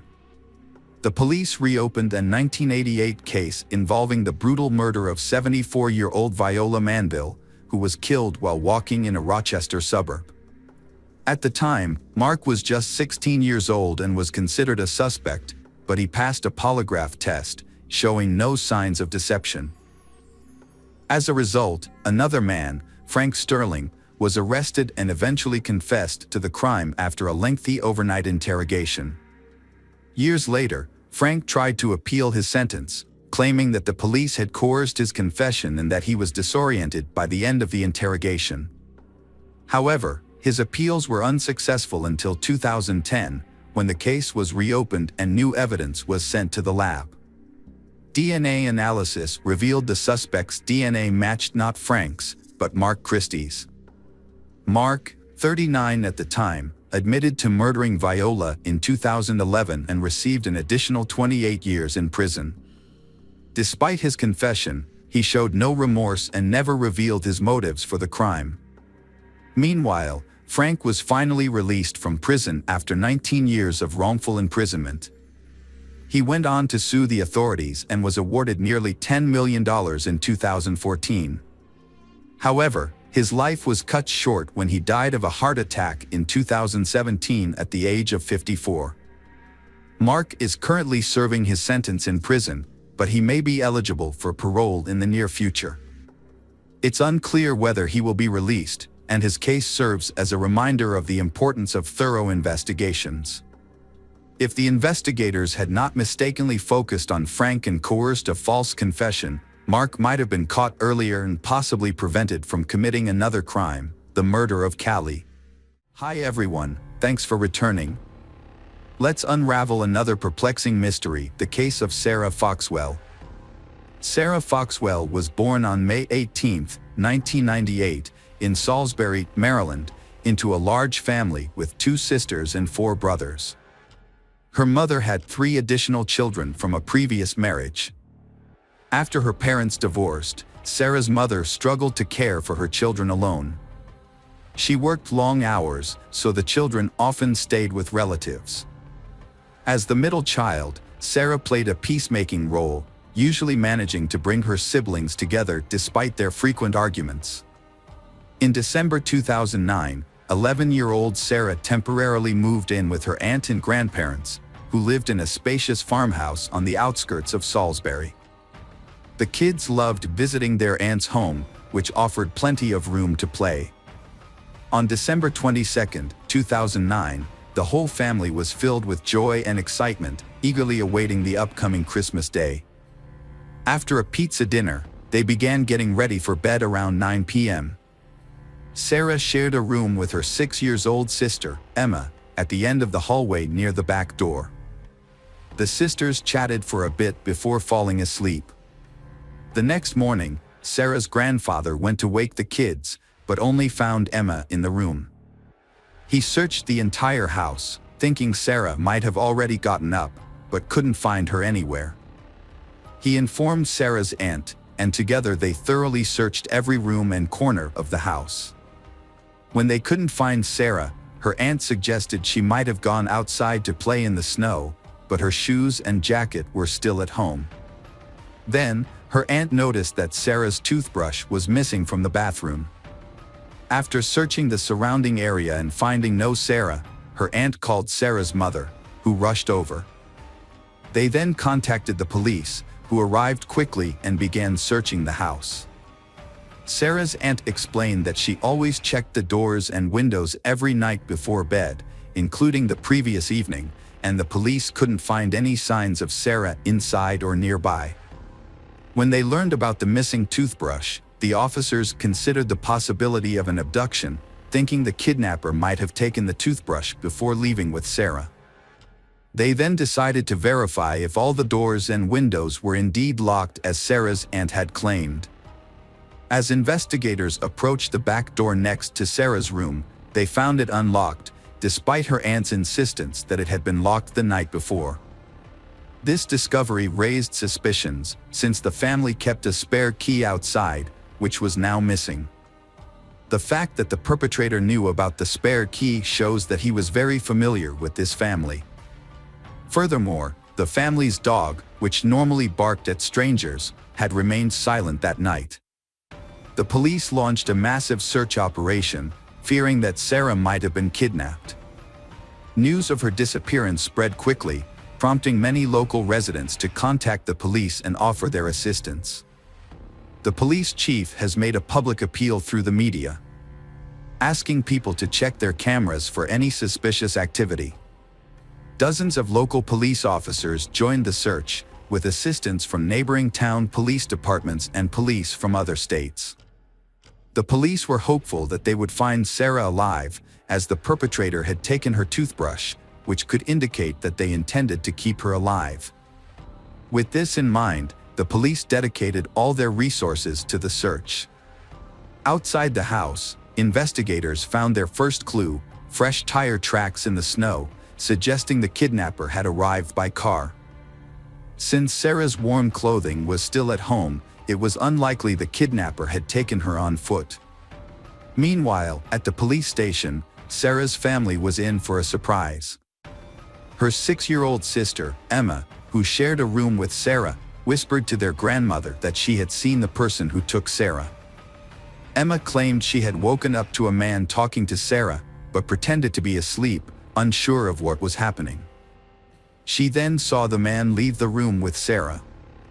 What Emma said next sent shockwaves through the family. She knew the man who took Sarah. It was Mr. Thomas, the ex-boyfriend of Sarah's aunt. A man named Thomas had a history of violence against women and girls. Despite his criminal record, he spent a lot of time at Aunt Sarah's house and the children got to know him. The police knew Thomas well because he had many criminal records. Thomas first went to prison at 18 for attacking a 12-year-old girl, but he was released early after just a few months. He was sentenced again for assaulting another minor, but he was released early once more, this time after serving 6 months due to good behavior.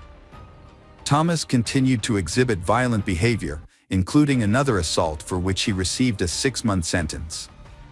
He also tried to assault a girl on the same day his wife returned home from the hospital with their newborn baby. His wife eventually divorced him and obtained a restraining order after he threatened to kill her and their daughter. In another disturbing incident, Thomas targeted 2 young girls sitting on a porch. He approached them, claiming he had been watching one of them play in the yard, and called her a wild girl. He then used a stick to hit her on the buttocks, prompting her to run inside and tell her mother about the attack. She recognized Thomas from the window and recalled seeing his face before she moved into the house. She had previously checked the local sex offender registry and found his photo listed. She immediately reported him to the police, and the case proceeded to court. However, Thomas avoided punishment for his actions. Before the trial, she was threatened not to mention that Thomas was a sex offender and had a previous conviction for sexual assault.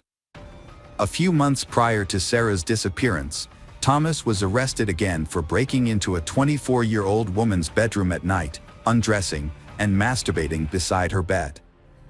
He was released on bail after his arrest.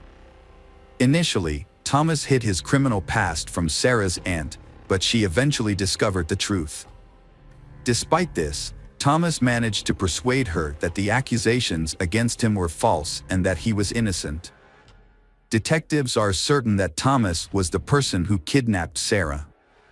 This suspicion was reinforced by the fact that during his relationship with Sarah's aunt, he had spent an inordinate amount of time with Sarah, more so than with the other children in the household. At the time, this behavior didn't seem unusual, but now that Sarah is missing, it appears highly suspicious. To further investigate, the police visited Thomas's residence, a shed located on his parents' property just a few miles away. They brought him in for questioning and obtained a search warrant for the shed. Upon searching, they found it to be in disarray with poor living conditions, but no evidence linking Thomas to Sarah's disappearance was discovered. However, the police did find a large collection of adult magazines and DVDs, which filled the shed.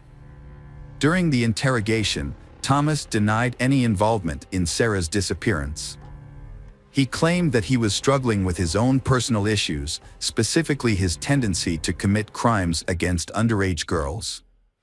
According to Thomas, he had made a conscious effort to avoid being alone with the children while dating Sarah's aunt, in order to avoid any false accusations. When confronted with Emma's testimony, which placed him at the scene of the abduction, Thomas dismissed her account, stating that she had a history of fabricating stories and that he was not there on the night in question. Detectives were skeptical of Thomas's story. It wasn't just because of his prior convictions. As they questioned him about 11-year-old Sarah's disappearance, Thomas seemed to take pleasure in the situation, smiling and mocking the sheriff. Although it is certain that he planned the crime without any mistakes, the police still work hard to solve the case and find out the truth about what really happened. Thomas claimed to have a solid alibi, stating he was at a bar with a friend until late at night. However, investigators found a discrepancy in his story. Although he was indeed at the bar, he left around 1 a.m. and wasn't seen again until 7 a.m. the next morning. A review of his phone records revealed that he had sent messages to several women, proposing to meet up, but all of them declined. Despite the inconsistencies in Thomas's story, detectives still couldn't gather enough evidence to incriminate him. Their primary concern was finding Sarah, and they poured all their resources into the search. A search of Thomas's pickup truck yielded several crucial clues. Inside, they found Sarah's green toothbrush and a large lollipop, which suggested that Thomas might have used the candy to lure her into his vehicle. Furthermore, the tire tracks on his truck matched the ones found in the snow outside the house on the night of Sarah's disappearance. Thomas had lied about not visiting Aunt Sarah's house for more than a month. This did not deter the police and volunteers from continuing their search for Sarah. They searched extensively, covering many miles around her house, checking abandoned buildings, forests, ravines, and bodies of water. K-9 units and helicopters assisted in the search. The community provided immense support to the police efforts, with hundreds signing up to volunteer. The poor weather and upcoming holidays did not dampen the search, but unfortunately, the efforts yielded no results. The search party resumed early the next morning, with their numbers increasing rather than dwindling. Eventually, the number of volunteers swelled to 3,000 people. Due to the sheer volume of volunteers, the coordination center had to be relocated from the police station to a larger venue, the local baseball stadium. Many of the volunteers brought their children to assist, handing out essentials such as water, hot tea, and food. Despite the odds, the search continued with renewed determination to find Sarah alive. While investigators were questioning Thomas, they received another crucial piece of evidence. After he was brought to the station, his clothes were sent to the lab for analysis. Experts discovered foreign DNA on Thomas's underwear, which they compared to a DNA sample from Sarah's belongings. The results showed a complete match, leading detectives to a disturbing conclusion. It appeared that Thomas had sexually assaulted Sarah after abducting her. Despite the lack of progress in the search, thousands of people gathered on Christmas Day, December 25th, to continue looking for Sarah. Meanwhile, investigators obtained GPS data from Thomas's phone, which showed the cell towers his phone had connected to, although the exact locations were not provided. Police discovered that on the night Sarah vanished, her phone had connected to 3 cell towers, allowing them to narrow down the search area to a roughly triangular zone. Investigators focused on this location, located near the state border, about 8 miles from Sarah's aunt's home. The area was densely wooded, but hundreds of people thoroughly searched every inch of the territory, holding out hope for a Christmas miracle that Sarah would be found alive. Sadly, the outcome was far more tragic. Around 4 p.m., police discovered Sarah's body on the ground, near the state border. She was lying on her back with her arms raised upwards, pointing towards the sky. Medical experts performed an autopsy and were shocked by what they discovered. They confirmed that Sarah had been sexually assaulted and showed signs of strangulation. Additionally, experts found dirt in Sarah's lungs, suggesting that the perpetrator had attempted to drown her in a puddle. During this torture, Sarah lost consciousness.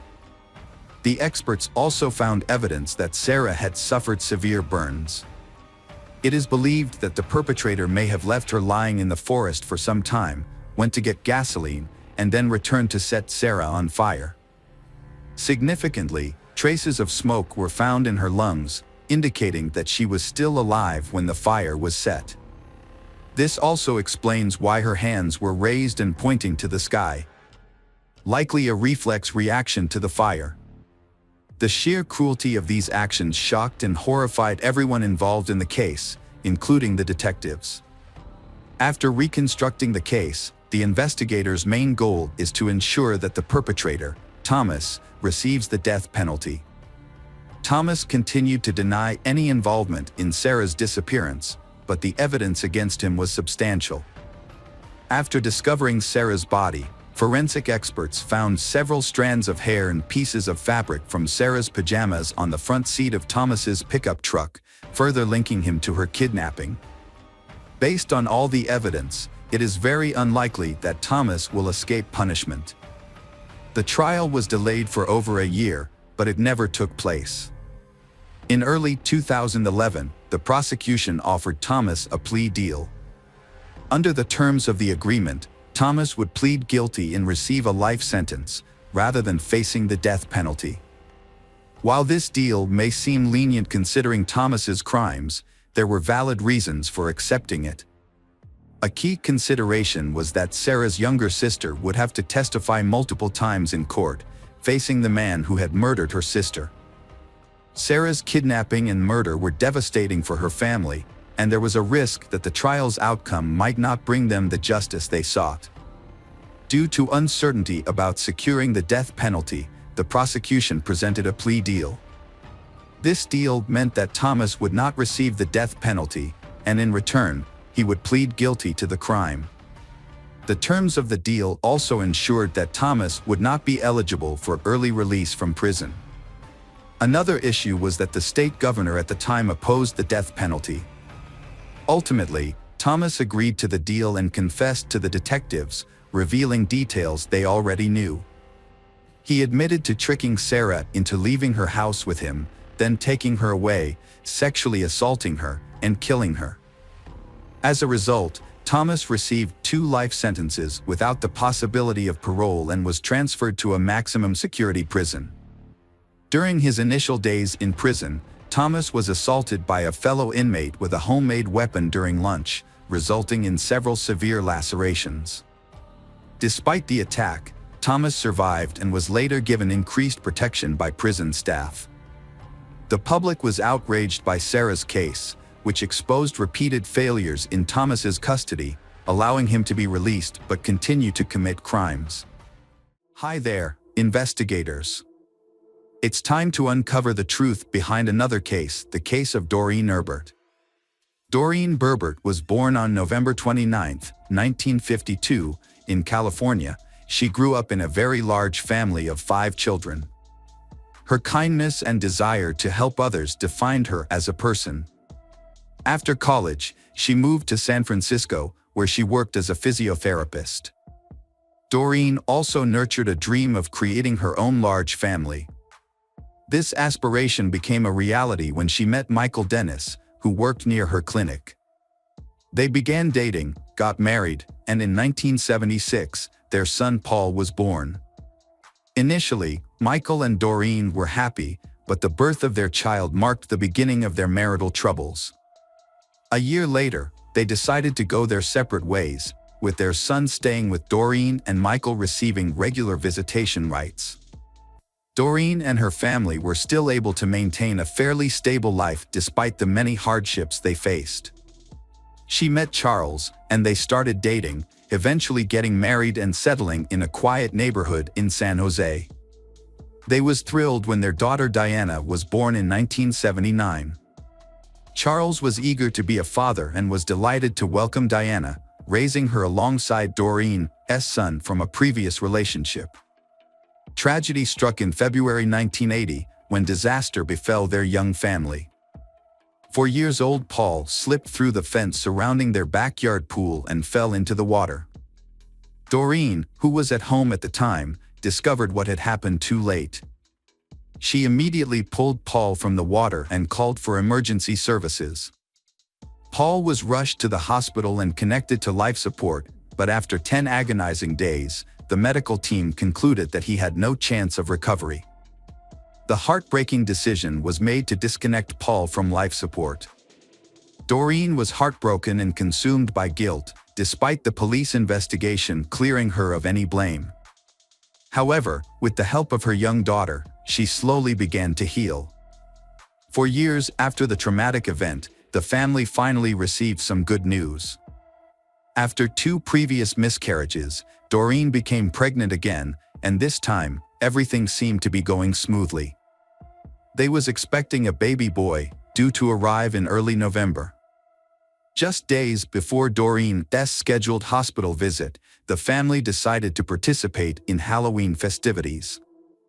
On the evening of October 31st, the neighborhood was filled with decorated homes, children trick-or-treating, and parents handing out candy. Diana, now 4 years old, was excited to join in and her parents agreed. Although Doreen was 9 months pregnant, she accompanied her daughter on the trick-or-treating adventure, while Charles stayed home to hand out candy to other children. Charles and his wife, Doreen, had returned home from taking their daughter trick-or-treating. Just before 9 p.m., noticing they were running low on candy, Charles decided to make a quick trip to the nearby store to restock. At around 8:50 p.m., he left the house, leaving his wife and daughter behind. 15 minutes later, he returned home to find the front door slightly ajar, which seemed suspicious. As he entered the house, he was met with a horrific scene. His wife, Doreen, lay on the floor in the corridor, surrounded by a large amount of blood and showed no signs of life. Charles immediately called 911. In the living room, he then found the body of their unborn child. Charles was in shock, struggling to comprehend what he was seeing. At first, he wondered if Doreen had had a miscarriage, but he quickly realized that something much more serious had happened. Next to their unborn child lay Doreen's severed hand, making it clear to Charles that his family had been attacked. Fearing for his daughter's safety, he frantically searched for her. There was so much blood on the floor that he slipped and fell while running through the house. Eventually, he found his daughter hiding behind the sofa in the living room. She is still alive and unhurt. When paramedics arrived, they found Doreen's weak pulse and rushed her to the hospital. Tragically, Doreen did not survive and was pronounced dead in the ambulance. Her unborn child also did not survive. The attacker had inflicted severe injuries on the baby after removing it from Doreen's womb. A post-mortem examination revealed that Doreen had been stabbed multiple times with a long, sharp object, possibly a sword or machete. The crime scene was particularly disturbing, with blood covering the floors, walls, and ceiling. Police officers at the scene were deeply affected by what they witnessed. Despite a thorough search of the house, no signs of the perpetrator or any evidence were found. However, investigators did discover bloody footprints leading from the house to the middle of the road, suggesting that the killer may have escaped in a vehicle. Soon, investigators found another crucial piece of evidence on the lawn in front of the house, a wolf mask covered in blood. They believed it might belong to the killer, as Charles reported they didn't own such a mask. The evidence was sent to the laboratory for analysis, and police attempted to question Diana, who was the only witness in this incident. Although shaken and in complete shock, Diana provided valuable details about what happened. She explained that shortly after her father left for the store, someone knocked on their door. When Doreen answered, she saw a man wearing a wolf mask and holding a long blade. He threatened to kill her, and Doreen immediately screamed at Diana to run out of the house. Diana hid behind the sofa but couldn't recall what happened next until her father found her. Initially, the police found it suspicious that the victim's husband, Charles, had left for the store just minutes before the killer arrived. This coincidence led investigators to consider him as a potential suspect.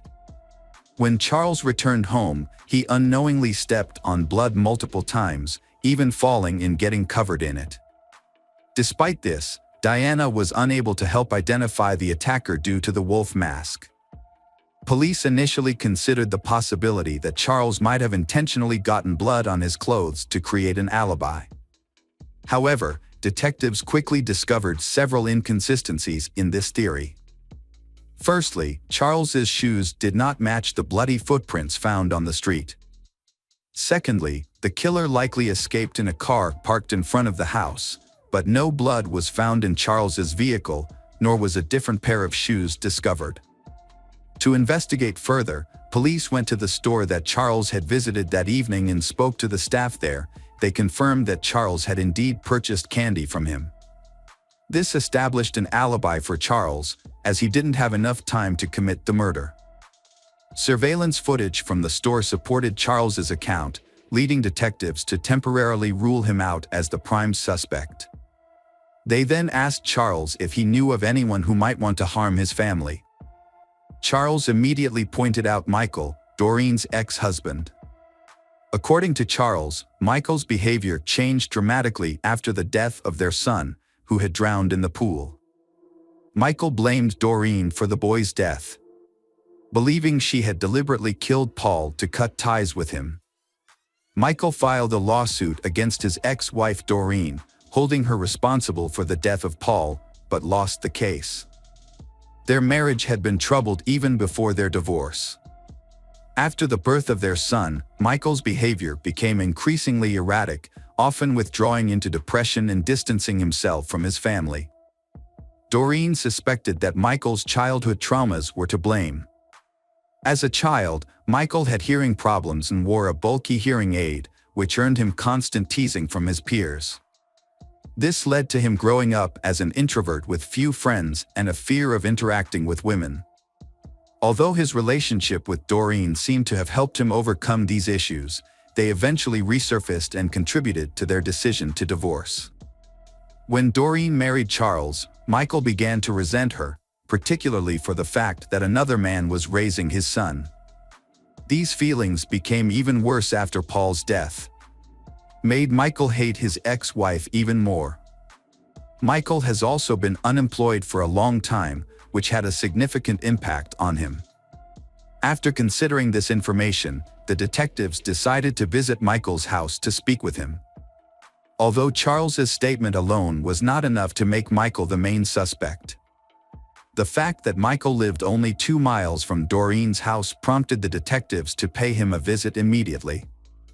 The officers arrived at Michael's home around midnight and noticed a pickup truck parked near the garage. When police shined their flashlights on Michael's car, they saw blood on the steering wheel and keys. They knocked on the door, but no one answered. Lights were still on inside the house and they could hear running water, leading them to suspect that Michael might be destroying evidence or washing bloody clothes. They continued knocking until Michael opened the door. Michael remained calm, even after being informed Doreen's murder. Michael answered the officers' questions calmly and allowed them to enter his house without a warrant. He claimed that he had gone to the store earlier that day, returned home, and hadn't left since. He even agreed to sign a form allowing the police to search his home. However, as he reached for the pen to sign, officers noticed a deep cut on his right hand.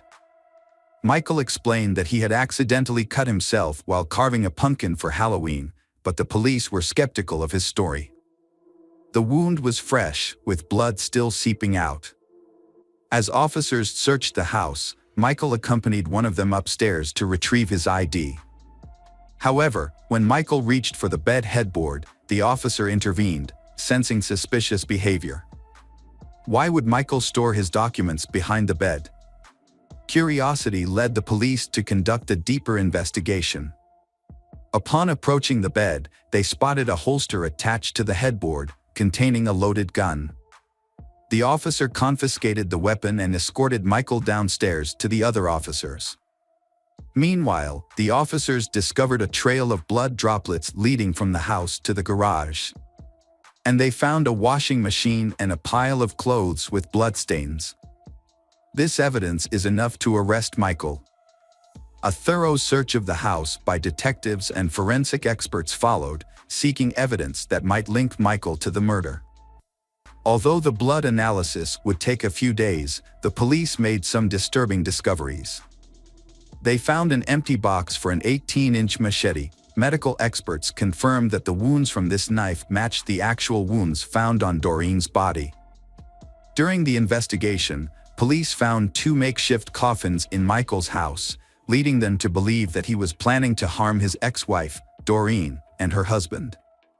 The presence of medical body bags at his home was also suspicious. As detectives pieced together the evidence, they went to a judge to request a warrant for Michael's arrest.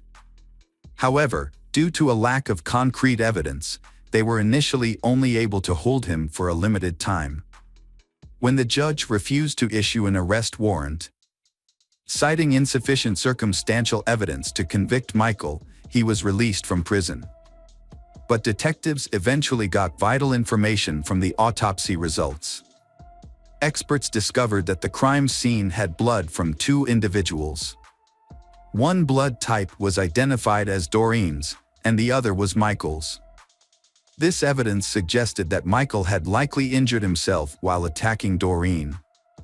With this new evidence, the judge quickly issued a warrant for Michael's arrest, charged him with the murder of Doreen and her unborn child. In addition, detectives discovered that Michael owned a wolf mask identical to the one found near Doreen's house the previous Halloween. Further inquiry revealed that Michael had worn the mask to a party, and a photograph of him wearing it was even obtained by police. To validate this, detectives searched Michael's home and found the same clothing he wore in the photo.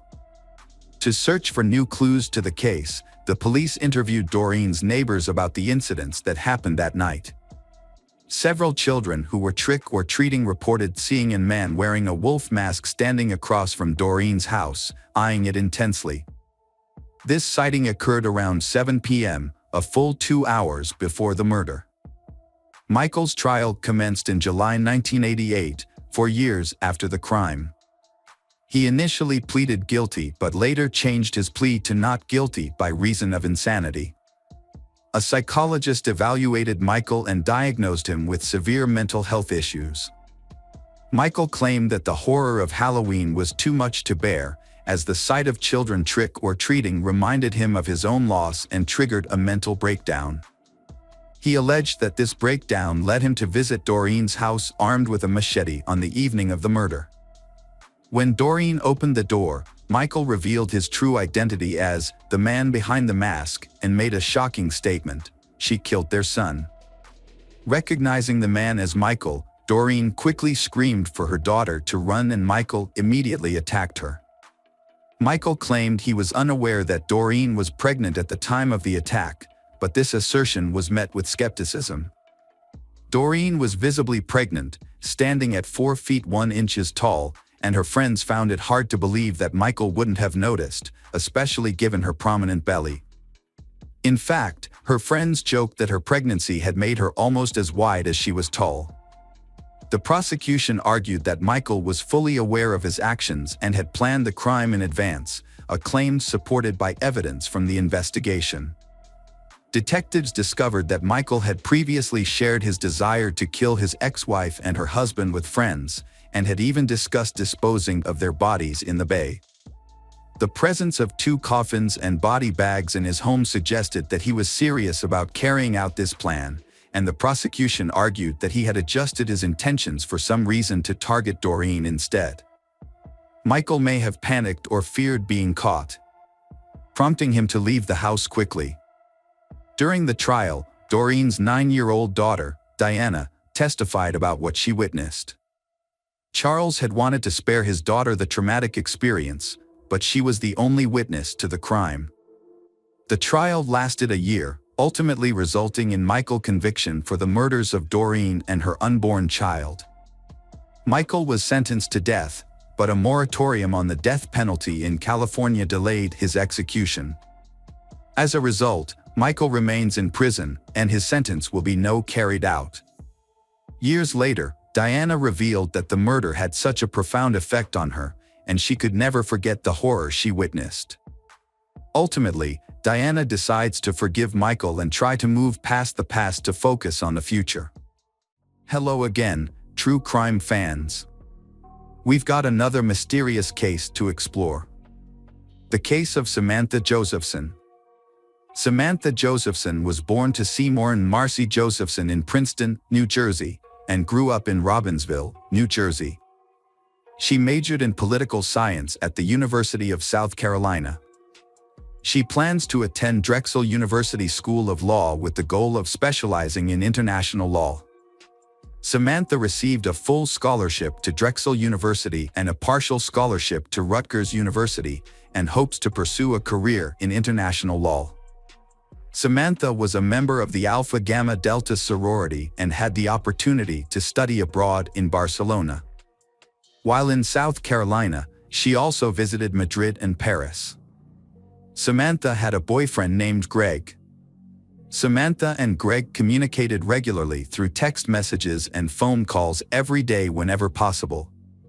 Even though Samantha was about to enter law school, they still planned to build a future together. Greg planned to move in with her and support her. However, everything changed on Friday, March 29, 2019, when Samantha did not return to her apartment. On March 28, 2019, Samantha decided to hang out with her roommate and friends in Columbia, South Carolina. Although her boyfriend, Greg, was unable to come along, the group visited several bars before ending up at the Bird Dog Bar in 5 Points, a popular place for students to socialize. Samantha was hanging out with friends, but she kept texting her boyfriend, Greg. She wanted him to drive to Columbia to be with her. However, they had plans to meet up the following weekend, so Greg decided not to go to Columbia with her. He kept in regular contact with Samantha. Around 2 a.m., Samantha left and returned to her apartment alone. She called an Uber to get home. Samantha was waiting for an Uber. While waiting, she talked to Greg on the phone at around 2:04 a.m. and told him she was on her way home. She had used Uber many times before to get to and from bars. Shortly after requesting a ride, a car pulled up at the curb where Samantha walked up to the car, realized it wasn't hers, and then turned around to return to her spot on the sidewalk. She was wearing an orange shirt and black pants. After some time, a black Chevrolet Impala pulled up in front of Samantha. She said goodbye to Greg, assuming the Impala was her ride. She opened the door, exchanged a quick word with the driver, and got into the back seat. The car sped off immediately. Meanwhile, the actual Uber she had ordered arrived at the pickup location, but the driver couldn't find Samantha and eventually canceled the request and left. The black Chevrolet Impala circled the area several times before targeting Samantha. This behavior suggests that the driver was aware of the college students who congregated on 5 Point streets after the bars closed, waiting for the car to leave. Meanwhile, Samantha's boyfriend, Greg, had been tracking her movements using the Find My Friends app to make sure she got home safely. He noticed that she was moving in the opposite direction of her apartment, which initially did not raise any concerns because he thought she might be visiting a friend. However, when he texted her to check in, He received no response. Greg tried calling Samantha, but she didn't answer. He sent her multiple texts, but they showed up as delivered, not read. This meant Samantha wasn't reading his messages. Her phone's location stopped sharing, which surprised Greg because it had never happened before. He thought maybe she had left her phone in the Uber.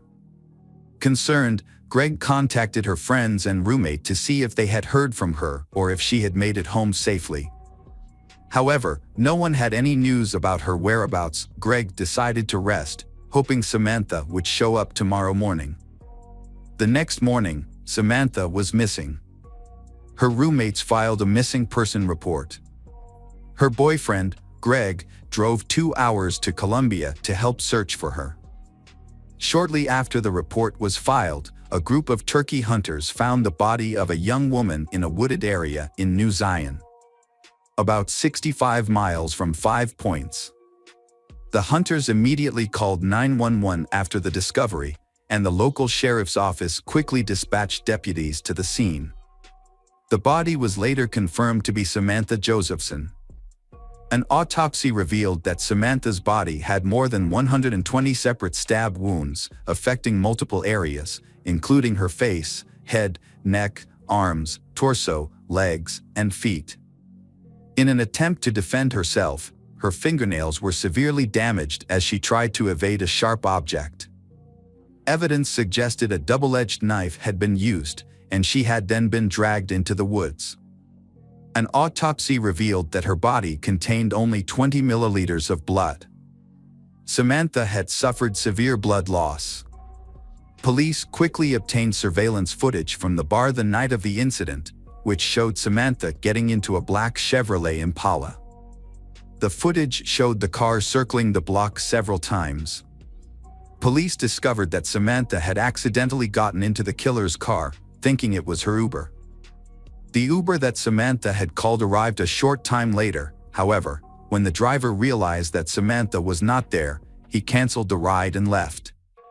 Police believe that the suspect may have used a childproof lock to lock her inside, as when the childproof lock is on, the doors can only be opened from the outside of the car, so Samantha would not have been able to get out at that point. A description of the vehicle was released to the public in hopes of identifying the perpetrator, and shortly after, police spotted a black Chevrolet Impala during a 3 a.m. patrol on March 30th, while patrolling the area where Samantha was abducted. When the police stopped the car, the driver immediately jumped out and started running. After a short chase, he was arrested. When police checked his ID, they discovered that the man arrested was Nathaniel Rowland, 24, of New Zion. During a search of the vehicle, patrol officers discovered a child car seat in the back, surrounded by blood stains. This discovery prompted them to call for backup, as police suspected it was a crime scene. Homicide detectives were called to investigate and conducted a thorough search of the vehicle. They discovered multiple blood stains on the passenger seat and in the trunk, as well as a bloody footprint on one of the rear windows. Samantha's cell phone was found on the floor of the car. Police later discovered that Nathaniel had tried to sell it to a pawn shop earlier that day, but he had refused their offer of $125 and left the phone in the car. Police also found that the child locks were activated, which Nathaniel had used to lock Samantha inside. Several cleaning products, including bleach, window cleaner, and antibacterial wipes, were found in the car. Nathaniel had cleaned his car, but there was still a trace of blood in the car. During questioning, Nathaniel repeatedly denied any involvement in the kidnapping and murder of Samantha Josephson, despite the overwhelming evidence against him. He maintained his innocence. Police searching Nathaniel's body discovered traces of Samantha's DNA under his fingernails. However, no DNA from Nathaniel was found on Samantha's body. Police pieced together the evidence and speculated that Samantha was the victim of a sudden and violent attack. The fact that the child-proof locks in the car were still active at the time of Nathaniel's arrest led them to conclude that he must have activated the feature as soon as Samantha got into the car. Nathaniel suddenly stabbed her multiple times with a double-edged knife. Taken by surprise by the brutality of the attack, she struggled to fend off the blows, which explains the multiple stab wounds to her hands and the severe damage to her fingernails. Samantha was attacked by Nathaniel, who scratched Nathaniel's hand, leaving skin cells under her fingernails as evidence. After the attack, Nathaniel drove to a remote road in New Zion and dumped Samantha's body in the nearby woods. Upon returning home, Nathaniel posted on social media, acting as if nothing unusual had happened. Nathaniel's neighborhood is minutes away from where Samantha's body was found. A background check on Nathaniel showed that he attended South Carolina State University in 2017. However, there is no record of him graduating, and it is unclear what job he was doing at the time of the incident. Nathaniel was previously arrested for assaulting and robbing a woman in October 2018. Police searched Nathaniel's girlfriend, Maria Howard's apartment in New Zion, where he was living. They found evidence in a trash can behind the apartment, including a sock and towel with blood stains on it, which belonged to Nathaniel. The blood was later determined to be Samantha's. Police also discovered a blood-stained white cloth, duct tape, bleach wipes with blood on them, and a double-edged knife with obvious blood stains. Tests later confirmed that blood found on the double-edged knife, bed sheets, car, and bleach wipes matched Samantha Josephson. Nathaniel was charged with kidnapping and murder. The trial took place. Nathaniel maintained his innocence despite overwhelming evidence against him. In the summer of 2021, Nathaniel's defense team argued that he was innocent, as there was no DNA of his on Samantha. Prosecutors countered Nathaniel's claim of innocence with a large amount of evidence gathered in the case. Key evidence included CCTV footage showing Nathaniel's car picking up Samantha in 5 points and driving away, as well as several incriminating physical pieces of evidence found in his car. Additionally, cell phone tracking showed that Nathaniel and Samantha's phones were in the same location at the time of the murder. Furthermore, Nathaniel lived near where Samantha's body was discovered. The prosecution presented 31 witnesses, including a person who saw Nathaniel cleaning the murder weapon, the pawn shop owner to whom he tried to sell Samantha's cell phone, and Nathaniel's ex-girlfriend, who claimed that her daughter had blood on her shoes after being in Nathaniel's car. After the murder, Nathaniel did not contact any witnesses to testify in his favor, and no members of Nathaniel's family came forward to defend him. Despite this, Nathaniel maintained his innocence and appealed to the judge. The jury deliberated for only an hour before returning a guilty verdict, and Nathaniel was subsequently sentenced to life in prison without the possibility of parole. Hello, crime enthusiasts. Are you ready for another chilling investigation? The case of Gerardo couple. Jennifer Gerardo was born December 19, 1970, in the city of Fort Wayne, Allen County, Indiana, USA. She spent her childhood and teenage years in the area. Jennifer graduated from Bishop Luers High School, where she achieved excellent results in advanced courses. She then attended Purdue University at Indianapolis, studying communication and actively participating in the theater arts program. Later, she continued her communication studies at Butler University. Jennifer earned a Bachelor of Arts degree in Communication and Theater Arts. Throughout her career, she worked in marketing for various Indiana companies, including roles in Carmel and Indianapolis. Notably, she served as marketing manager at Cercier Instrumentation for several years. In the summer of 1986, Jennifer met Mark Gerardo in Fort Wayne, Indiana. At the time, they were both teenagers, and Jennifer was working at a local Taco Bell. Mark was immediately drawn to her, captivated by her striking blue eyes and bright smile. Mark was initially unable to express his feelings to Jennifer. The romance between Mark and Jennifer only really began when they met again by chance after 4 years, at a nearby shopping mall where Jennifer was working. He began visiting her frequently, and one day, she encouraged him to make a move, asking him directly when he would take her out. Jenner's confidence and willingness to speak her mind drew Mark to her. He described her demeanor as the opposite of his own, admiring her boldness. Melissa Murphy, a childhood friend of Jenner's, recalled how excited Jenner was when she first met Mark, saying Jenner was convinced he was the one and would do anything for him. Mark and Jenner got married on October 23, 1993, when Mark was 25 and Jenner was 23. Their relationship, which began in adolescence, continued to flourish into adulthood. Mark reflected on their happiness together, saying he couldn't imagine spending his life with anyone else. However, like any couple, Mark and Jenner faced challenges in their marriage and had to navigate the low points together. Mark said the arguments between him and his wife were very tense, and Jenner always won because she wanted to be the one to make the final decision. Mark's high school friend, Mike Hartman, shared that although he wasn't privy to all the details of their relationship, he knew they had fierce disagreements. Despite their strong marriage, the 2008 financial crisis significantly impacted them.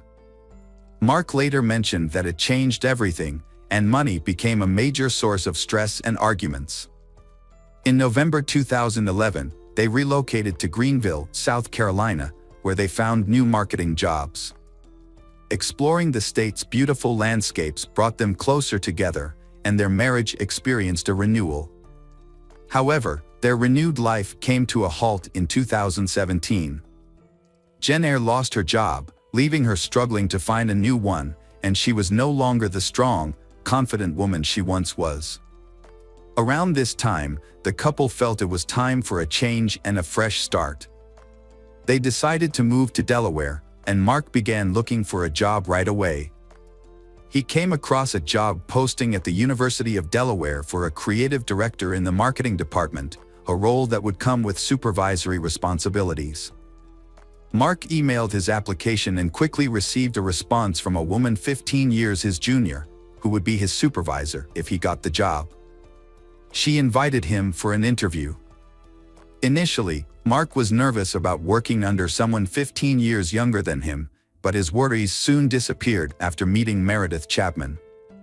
This was their first encounter. At the time, Meredith was 33 years old and originally from Pennsylvania. She had graduated from the University of Delaware with a bachelor's in communication and a master's in education. She was married to Luke, a former New York City councilman, and they lived in Fairfield Crest, Delaware, with their dog Indy. The couple had married in 2009. During his interview, Mark was immediately drawn to Meredith's beauty and intelligence. He recalled thinking, "I have to work for this person," within 5 minutes of sitting across from her.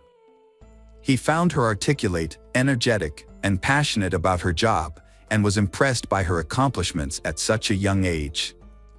Meredith seemed impressed by Mark, as she immediately offered him the job.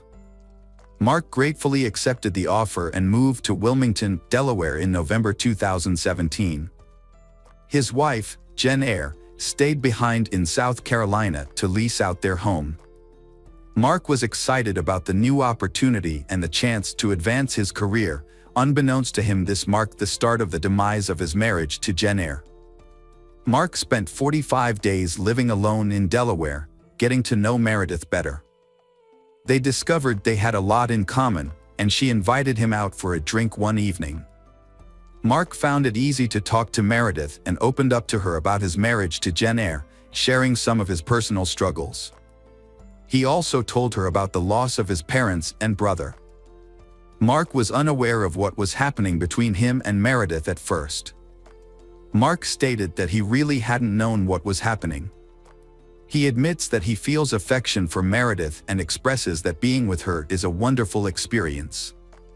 After their dinner date, he started to understand his feelings and realized he was attracted to her.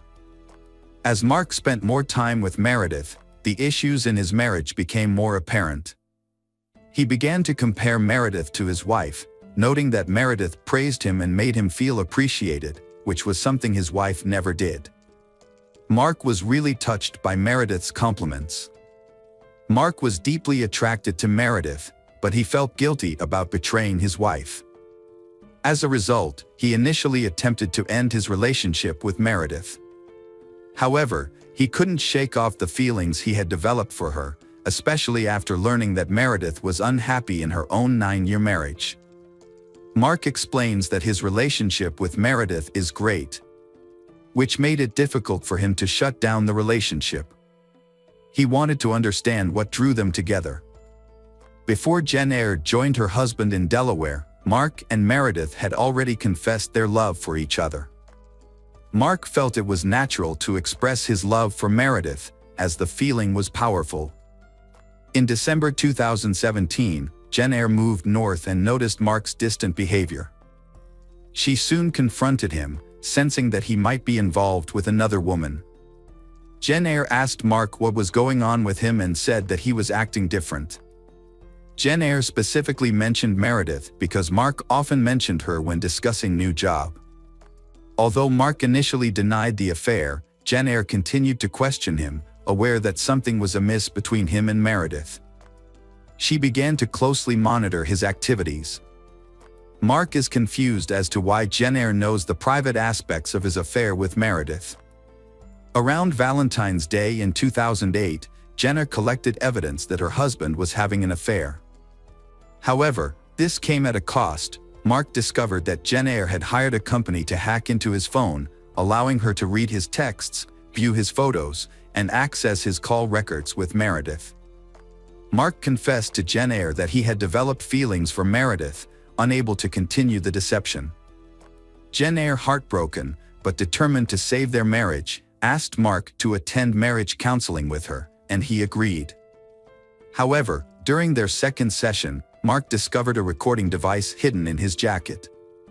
Initially thinking it was an anti-theft device, he realized it was actively recording him. Furious, Mark confronted Jen Eyre. She claimed she wanted to understand the extent of his relationship with Meredith and suspected they were planning something together. This has been marked the beginning of the end for Mark and Jen Eyre's marriage. Mark eventually told Jen Eyre that he intended to file for divorce in May 2018, once he had met the residency requirements in Delaware and could leave their shared home. During this period, Meredith Chapman's life was on an upward trajectory. She had landed a new role as assistant vice president at Villanova University in Pennsylvania and relocated to Radnor Township. Meanwhile, her marriage was coming to an end, paving the way for her to pursue a relationship with Mark. As Meredith and Mark's relationship deepened, Jen Eyre, was Mark's wife at that time, began consulting with divorce coach Sheila Brennan. Jen Eyre was struggling with feelings of bitterness and anger, stemming from being replaced by a younger woman. Her concerns were compounded by financial uncertainty, having moved north without securing a new job. Jen Eyre's situation continued to deteriorate, ultimately taking a toll on her mental health. Mark noticed her distress and suggested that she see a psychiatrist for professional help. He also encouraged her to reach out to family and friends, as she had mentioned suicidal thoughts and even threatened to jump out of a window. Mark stated that Jen Eyre appeared to have come to terms with their upcoming divorce. She walked up to him with a list of things she wanted him to do in the weeks before he officially moved out. Her requests included activities such as going on hikes, having dinner together, and generally spending quality time as a couple. Mark agreed to fulfill her requests, thinking it would help Jen Eyre be in a better emotional state. During this time, Jen Eyre appeared to be acting normally, although she would occasionally become emotional and break down in tears. Over the next few weeks, Jen Eyre started posting on the app Nextdoor. She was looking for recommendations for a good marriage counselor who could help couples that were close to getting a divorce. In her post, Jen Eyre specified that they needed a counselor with extensive education and experience in handling complex issues such as infidelity, depression, traumatic experiences, and child-parent dynamics. However, unbeknownst to Mark, Jen Eyre had secretly been planning her revenge. On the night of April 23, 2018, Mark and his wife Jen Eyre were scheduled to meet at a restaurant to discuss their divorce agreement. However, Jen Eyre sent Mark a series of messages, first saying she was running late, then telling him to go home as she wouldn't make it to the. Mark got up to leave, but minutes later, he received a disturbing picture from Jen Eyre, an image of trash with a condom in the middle. This led him to believe Jen Eyre was rummaging through Meredith's trash can outside her home. More text messages followed, including one that said he had ruined co-life. Jen Eyre's next messages were even more ominous, saying she hoped he never found happiness and she had said goodbye to Mark. Alarmed and fearing for Meredith's safety, Mark tried to contact Meredith multiple times, but all his calls and texts went unanswered. Worried about a confrontation between Jen Eyre and Meredith, Mark rushed to Meredith's house. What he found was far more horrific than he had anticipated. Upon arrival, he discovered Meredith lying face down on her kitchen floor. Around her head was a pool of blood. Nearby, he also found Jen Eyre's lifeless body on the floor. Mark shouted in shock and ran to Meredith. He said, "Baby, oh baby, what have you done?" Meredith had excitedly posted on her Instagram about her new job at Villanova less than 2 hours before she died, expressing her excitement. According to Meredith's 5:42 p.m. post, after just 1 week on the job, she's already earned the love of fans at NOA Nation. Later that evening, she arrived at her home on Lowry Lane in Radnor Township, parked her Audi in the driveway, opened the door, and walked inside, unaware that Jen Eyre had broken in and was hiding, waiting to attack her. When Mark got there, Tim, one of Meredith's neighbors, was present. He mentioned that he heard a commotion and went out to see what happened. Mark asked him to call 911. Sergeant Christopher Ford of the Radnor Township Police Department said the call made his heart sink. Sergeant Christopher said they don't usually get calls like this. When they arrived, the scene was chaotic with a lot of police present. Mark, who appeared out of breath according to Christopher, was put in an ambulance before being taken to the police station as a suspect. After questioning Mark and discovering that the gun used in the 2 deaths was under Jen Eyre's body, the police concluded that Jen Eyre had broken into Meredith's home, killed her, and then committed suicide. The police received a tip from witness, who claimed to see a woman in a trench coat, hat, sunglasses, and possibly a wig watching the house with binoculars. They also found a set of car keys at the crime scene that were traced to a Cadillac rented by Jen Eyre. Mark was surprised to learn about the Cadillac. He said he learned most of this from the police and the news. Jen Eyre had rented the car 2 weeks before the incident, and it was parked just outside their apartment. Mark continued his investigation by examining his wife's bank statements, phone records, and computer backups, discovering that she was leading a double life. After Mark confessed to his affair shortly after Valentine's Day, he found out that Jen Eyre had opened a secret bank account and credit cards. She used these cards to buy audio surveillance equipment, a lock-picking kit, computer hacking software, and DNA testing kits for his clothes. Mark also revealed that she purchased advanced GPS tracking devices and attached them to both his and Meredith's cars. Mark stated that he had found over 400 images of private conversations between Meredith and him from text and Snapchat, and that Jen Eyre would access his phone in the middle of the night. On March 20, 2018, 5 weeks before committing the murder, Jen Eyre bought the gun she used in the murder and suicide. Her credit card statements showed that she practiced shooting the gun 3 times at a firing range. Mark claimed that Jen Eyre had secretly placed several recording devices in his clothes. He discovered files containing hundreds of hours of audio recordings his wife had not only recorded but also transcribed into notebooks. According to Mark, Jen Eyre had taken all his jackets and embedded multiple devices, constantly switching them in and out.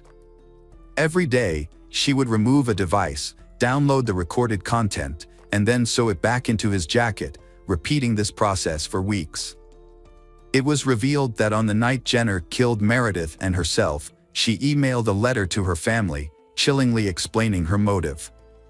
She had begun the letter weeks prior, dating her entries, and described how it was an act of revenge for what he had done to her, saying, "That's as simple as it gets."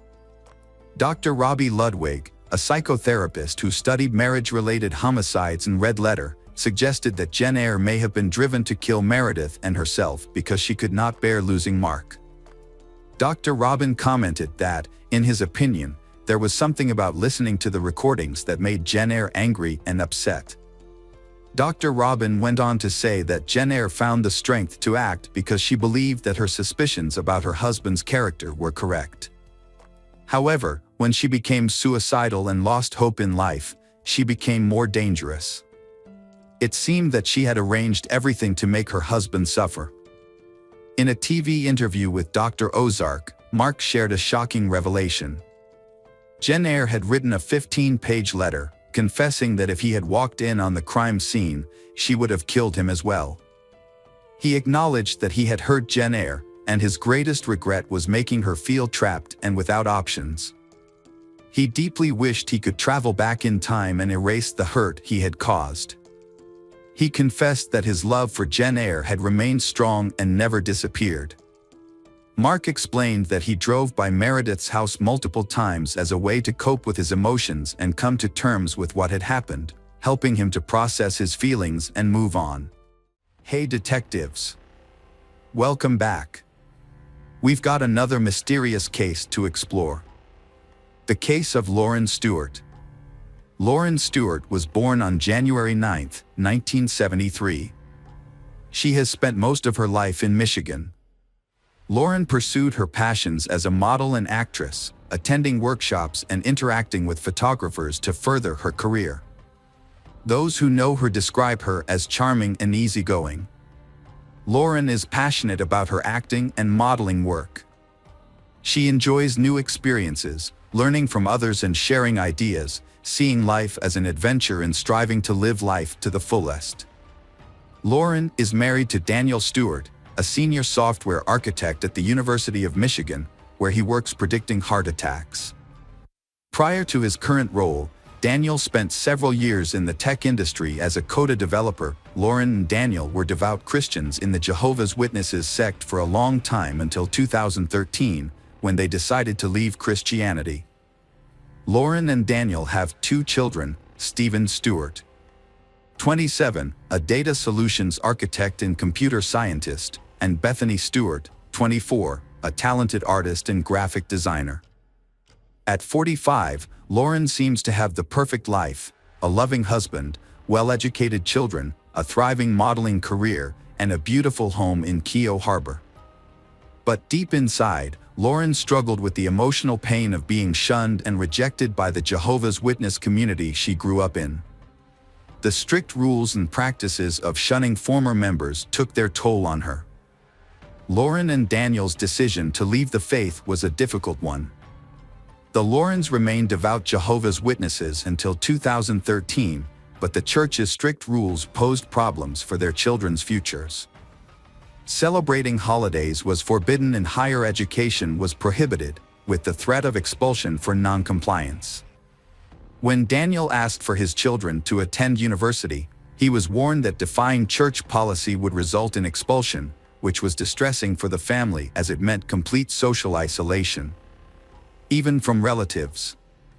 Lauren's family made the decision to leave the Jehovah's Witnesses after careful consideration. While the decision initially seemed right, they soon faced strong opposition from their community, which became unbearable, especially for Lauren. She found that even simple tasks like going shopping became difficult due to hostile looks and hurtful comments from former friends. Although these comments were not directed at her, they were said loudly enough for her to hear. Living in a small community of 3,300 residents, many of whom were Jehovah's Witnesses, Lauren's family faced a harsh reality, with prominent church members constantly reminding Lauren of her outcast status. The emotional stress eventually became too much to bear. Lauren turned to exercise to regain her health. She worked out regularly and made it her routine, which led to a dramatic change. Lauren became a fitness trainer and found success as a model. Despite being rejected by the church, Lauren appeared optimistic and confident to those around her. However, behind her pleasant exterior, Lauren was secretly struggling with chronic depression. She had been battling this condition for some time, and it had gotten worse since being ostracized by the church. As a result, Lauren often hid her true feelings behind a fake smile. Lauren's family was drowning in debt, on the brink of bankruptcy. Overwhelmed by the pressure of her own financial difficulties and emotional pain, Lauren devised a plan to solve all her problems at once. She began researching ways to end her life and videos on how to use a pistol. On February 15, 2018, Lauren left a heartbreaking note on the dining room table, meticulously cleaned the house, and sent messages to loved ones and Daniel's boss. And finally, Lauren flipped through all the family photos on her desk. Lauren texted her husband's boss at 9:24 a.m. saying that her husband Daniel had died in an accident and that she would provide more information later. However, she did not respond to her boss's subsequent messages. At 5:07 p.m. that same day, Lauren texted her cousin, saying that she was taking her family with her so they wouldn't have to suffer. She said that they would sleep until Christ was resurrected and hoped that her cousin would do better than her. Her cousin was frightened by the message and told Lauren not to harm herself or her family. Lauren had been suffering from mental health issues in recent months that her family had not known about. She had a gun and made the tragic decision to use it to kill her loved ones. Lauren's first victim was her husband, Daniel, 47, who was shot in the head while trying to escape from the basement where he was relaxing. Lauren used a pillow as a silencer to muffle the sound of the gunshot. After Daniel was shot, Lauren went upstairs to her daughter Bethany's sleeping room. Lauren shot her at point-blank range, instantly killing Bethany. Next, her son Stephen, who had his own house on the other side of town, Lauren tricked Stephen into coming to her house. When Stephen was busy with the task his mother had assigned him, his back turned, Lauren shot him at close range. The horror did not stop there. Lauren killed the family dog, placing its body in the bathtub. A neighbor heard these gunshots but thought someone was slamming the door. When the house became a cold morgue, Lauren meticulously cleaned it. Then Lauren used the gun to kill herself. Lauren's cousin, who had been trying to contact her, became concerned when she did not respond to their messages. The cousin decided to visit Lauren's home the following morning, February 16th, with a friend. When no one answered the door, they contacted the police. Upon arriving at the house, the police found the kitchen to be tidy and well organized, with a stocked refrigerator and handwritten labels on various items. A calendar was also hanging on the refrigerator. However, police discovered the family dog dead in the bathtub. This made police more cautious, initially fearing the possibility of an active shooter. As they continued to search the house, they found Stephen Stewart on the floor, shot while sitting on a chair in another room. In a bedroom, the police discovered Bethany's lifeless body, shot while she was asleep. A pillow had been used to muffle the sound of the gunshot, and the pillowcase showed signs of the shooting. The police also found Daniel Stewart's body on the basement floor in front of a couch, with his right hand still in his jeans pocket. Elsewhere in the house, Lauren was found at the foot of the stairs, with a pistol next to her and a gunshot wound between her eyes. 2 notes were discovered on the dining room table, one addressed to the medical examiner, the other a suicide note revealing Lauren's inner struggles. Lauren's note explained that she felt she had allowed evil into her heart by rejecting God's love. She believed that by killing her family, she could spare them from suffering. Through interviews with relatives, friends, and neighbors, it became clear that the couple had become reclusive after leaving the Jehovah's Witness church. Lauren's past struggles, particularly her battle with depression, were compounded by the stress of motherhood. Family members also revealed that Lauren, who was one of 11 siblings, had a history of depression that likely contributed to her actions. Lauren has become increasingly obsessed with her faith in recent years. Her family, including her father and sister, have not spoken to her in years. Lauren's mother died when she was 13. The tragic event has left a lasting impact on those close to the family. Joyce Taylor, a longtime friend, believes the murders were a direct result of the family's rejection by the Jehovah's Witnesses. Joyce Taylor and other former members reveal the harsh reality of leaving the faith. When someone leaves the Jehovah's Witnesses, they are often shunned by their own family members who remain in the church. This severe form of shunning can take a heavy emotional toll. According to Joyce Taylor, Lauren and Daniel's desire to give their children a college education conflicted with the church's teachings, which discourage such pursuits. This clash between their aspirations and the church's rigid doctrines ultimately led to a tragic outcome. The family was shunned in every way possible. As Joyce Taylor explained, when you're raised a Jehovah's Witness, the church controls many aspects of your life, including your friendships and associations. If you go against these rules, you risk being disfellowshipped or shunned. Joyce Taylor stormed into a Kingdom Hall meeting in Union Lake, seizing the opportunity to confront the congregation about a recent tragedy.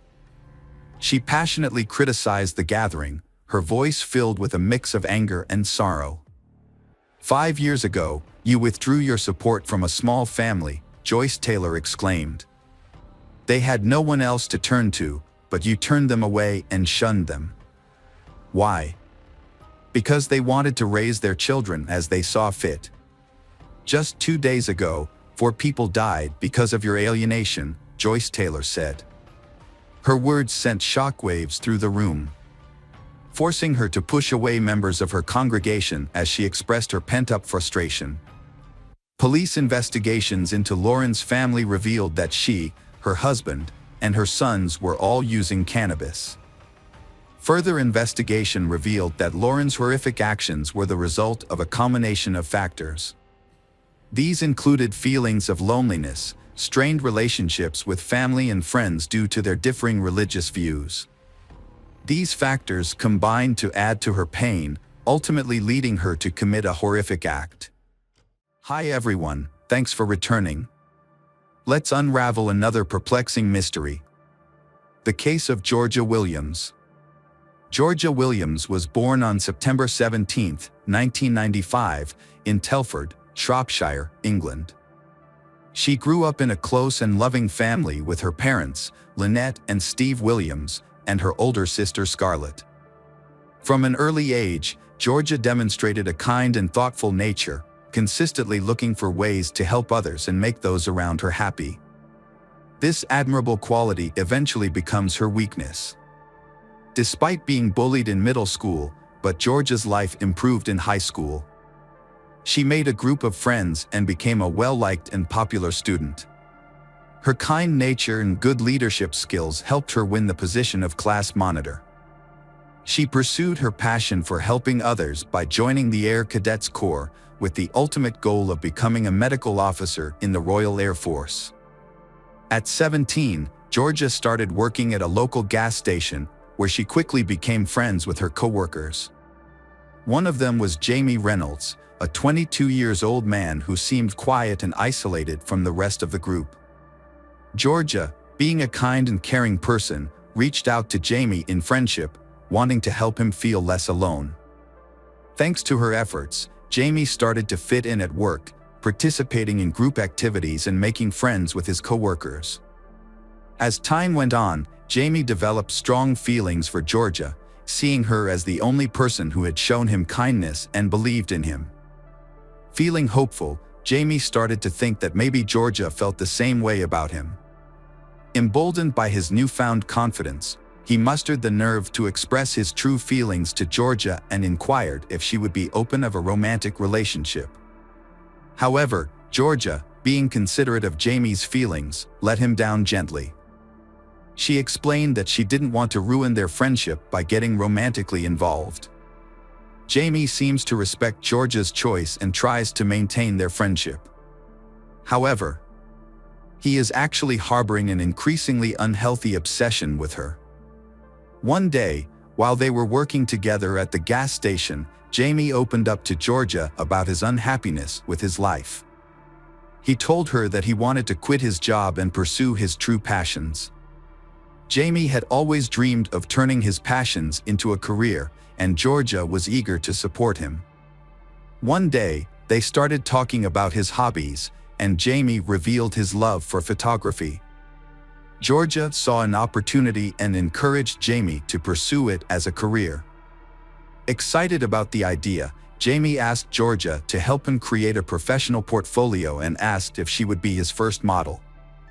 Georgia, being a good friend, agreed to help. They scheduled a photo shoot for Sunday, May 26, 2013, at Jamie's parents' house, with a few mutual friends joining in. However, as the day approached, Georgia found herself in a difficult situation. Her family was hosting a barbecue, and her grandparents, whom she hadn't seen in a long time, would be attending. Georgia thought about canceling the photo shoot at the last minute, but she didn't want to let Jamie down. She decided to keep her commitment and assured her family that she would only be a short drive away. She planned to quickly take a few photos and then return to her family's barbecue, hoping to make both her friend and family happy. On that day, Georgia got ready quickly, doing her hair and makeup, and wearing jeans and a leather jacket. Her father complimented her as she left home at 7:30 p.m., saying she looked beautiful, like Sandy from Greece. Georgia's family expected her to return home soon.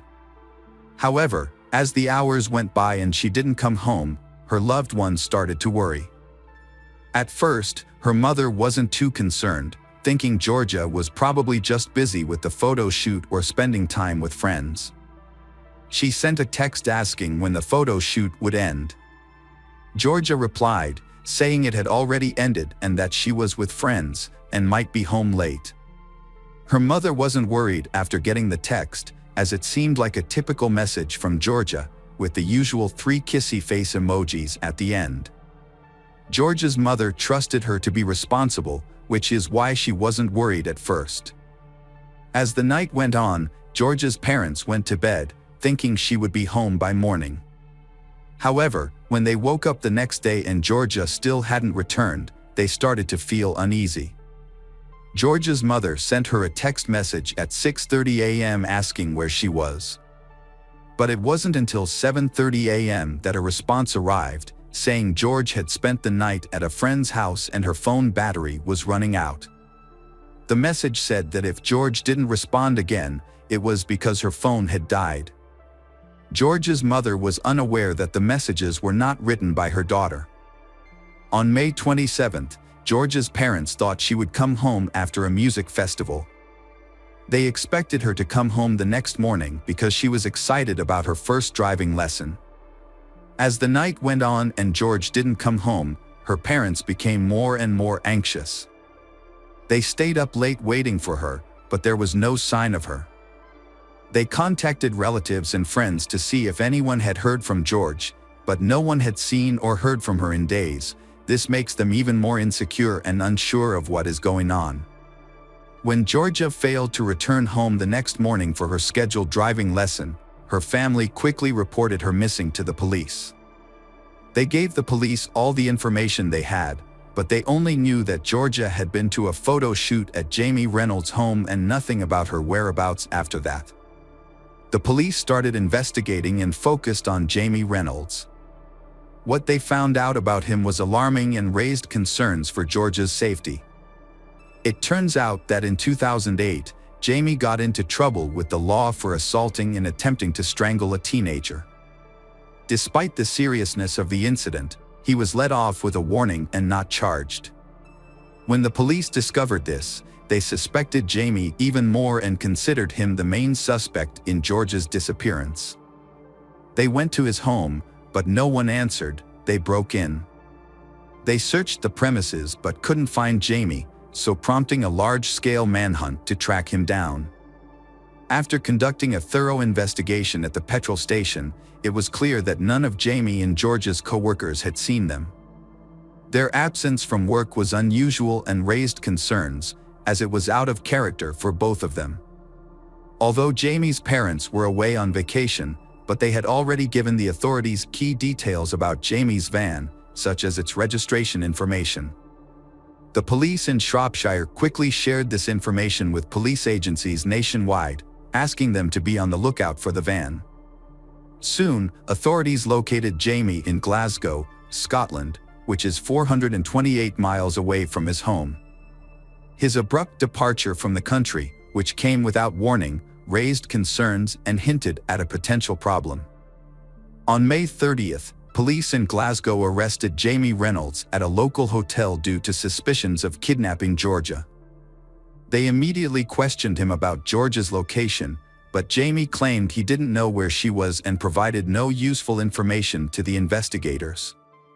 He was then taken to Shropshire for more questioning.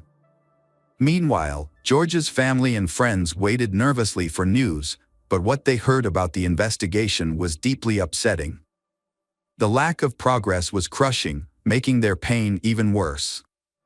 With Jamie in custody as the main suspect, the police searched his home for evidence. During the search, they found a camera with an SD card, but their hopes of finding important clues were crushed when they discovered that all the files had been deleted. The camera was sent to the police station for forensic analysis, where experts worked to recover the deleted files. Eventually, they managed to retrieve the data, revealed a shocking secret to the investigation. Among the recovered files are several images taken on the day Georgia went missing, providing a haunting look at she's final moments. The initial photos showed Georgia in normal poses at the start of the photo shoot, confirming she was at Jamie's residence that day. Although she appeared content and cooperative, it was clear Georgia had no idea about Jamie's sinister intentions. Sadly, she unintentionally entered a hazardous situation without realizing the risks, which ultimately led to her tragic death. As authorities went through the images, the tone became increasingly dark and unsettling.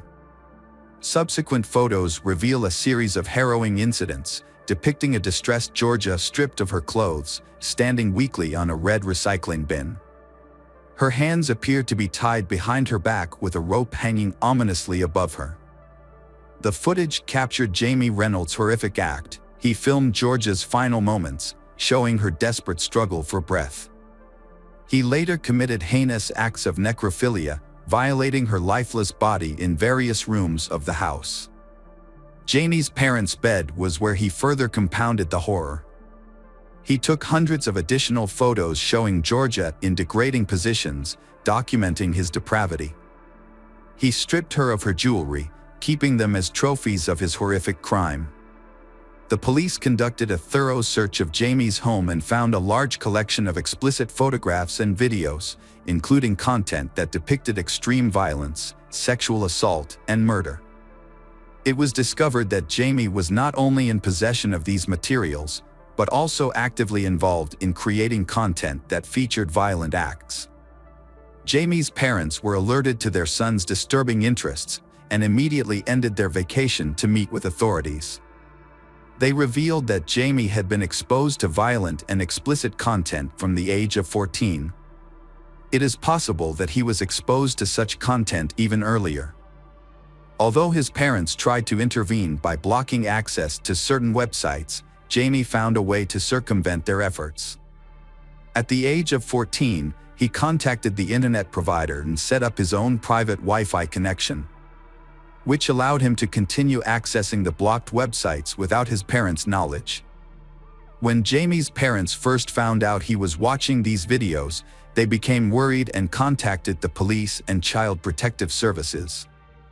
However, the authorities said they couldn't take any action because watching such content wasn't against the law. As the police looked into the matter further, they found a set of notebooks containing 40 separate stories written by Jamie.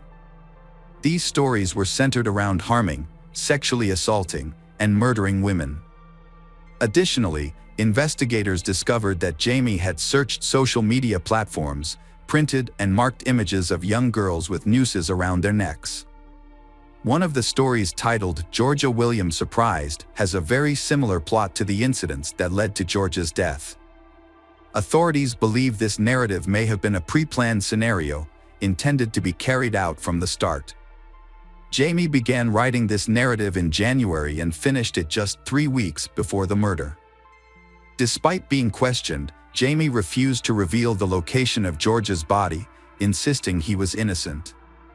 As a result, investigators had to painstakingly reconstruct Jamie's movements from the Monday morning after Georgia's murder. They started by reviewing surveillance footage of Jamie refueling his vehicle at a petrol station. Unbeknownst to them at the time, Georgia's body was hidden in the back of Jamie's van. After refueling, Jamie drove 60 miles to a movie theater, leaving Georgia's body in the van parked in the theater's lot. He then went inside to watch a movie. However, police lost track of Jamie after he left the theater and issued a public appeal for help finding him. The appeal was successful, with people reporting sightings of Jamie's van near the New York G Mountain Pass. The area, with its dense woods and muddy terrain, was where Jamie tried to evade capture. Locals remembered Jamie in his van, especially after it got stuck in the mud and Good Samaritans helped him get it out. Police followed up on this lead and searched the wooded area where Jamie was spotted. Unfortunately, they found Georgia's naked body in this secluded spot. Georgia's body was returned to Shropshire after being recovered. A post-mortem examination revealed she died from asphyxiation due to a ligature around her neck. Forensic analysis also showed bruising on her back, indicating Jamie had used his knee to press her down.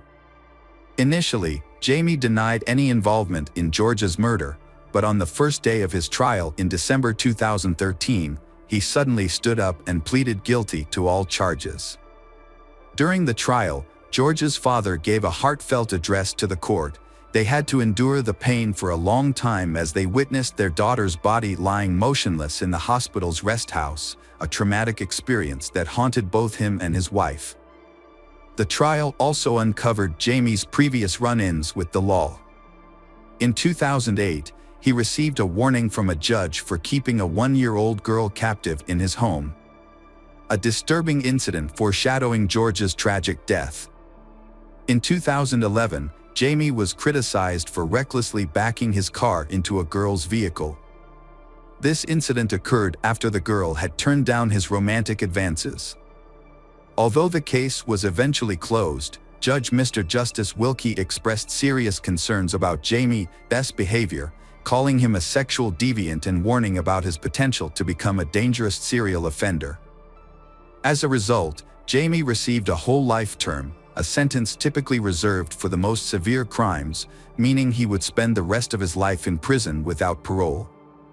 At the time, Jamie was the 46th person to receive this sentence and the youngest person in history to be given a whole life term.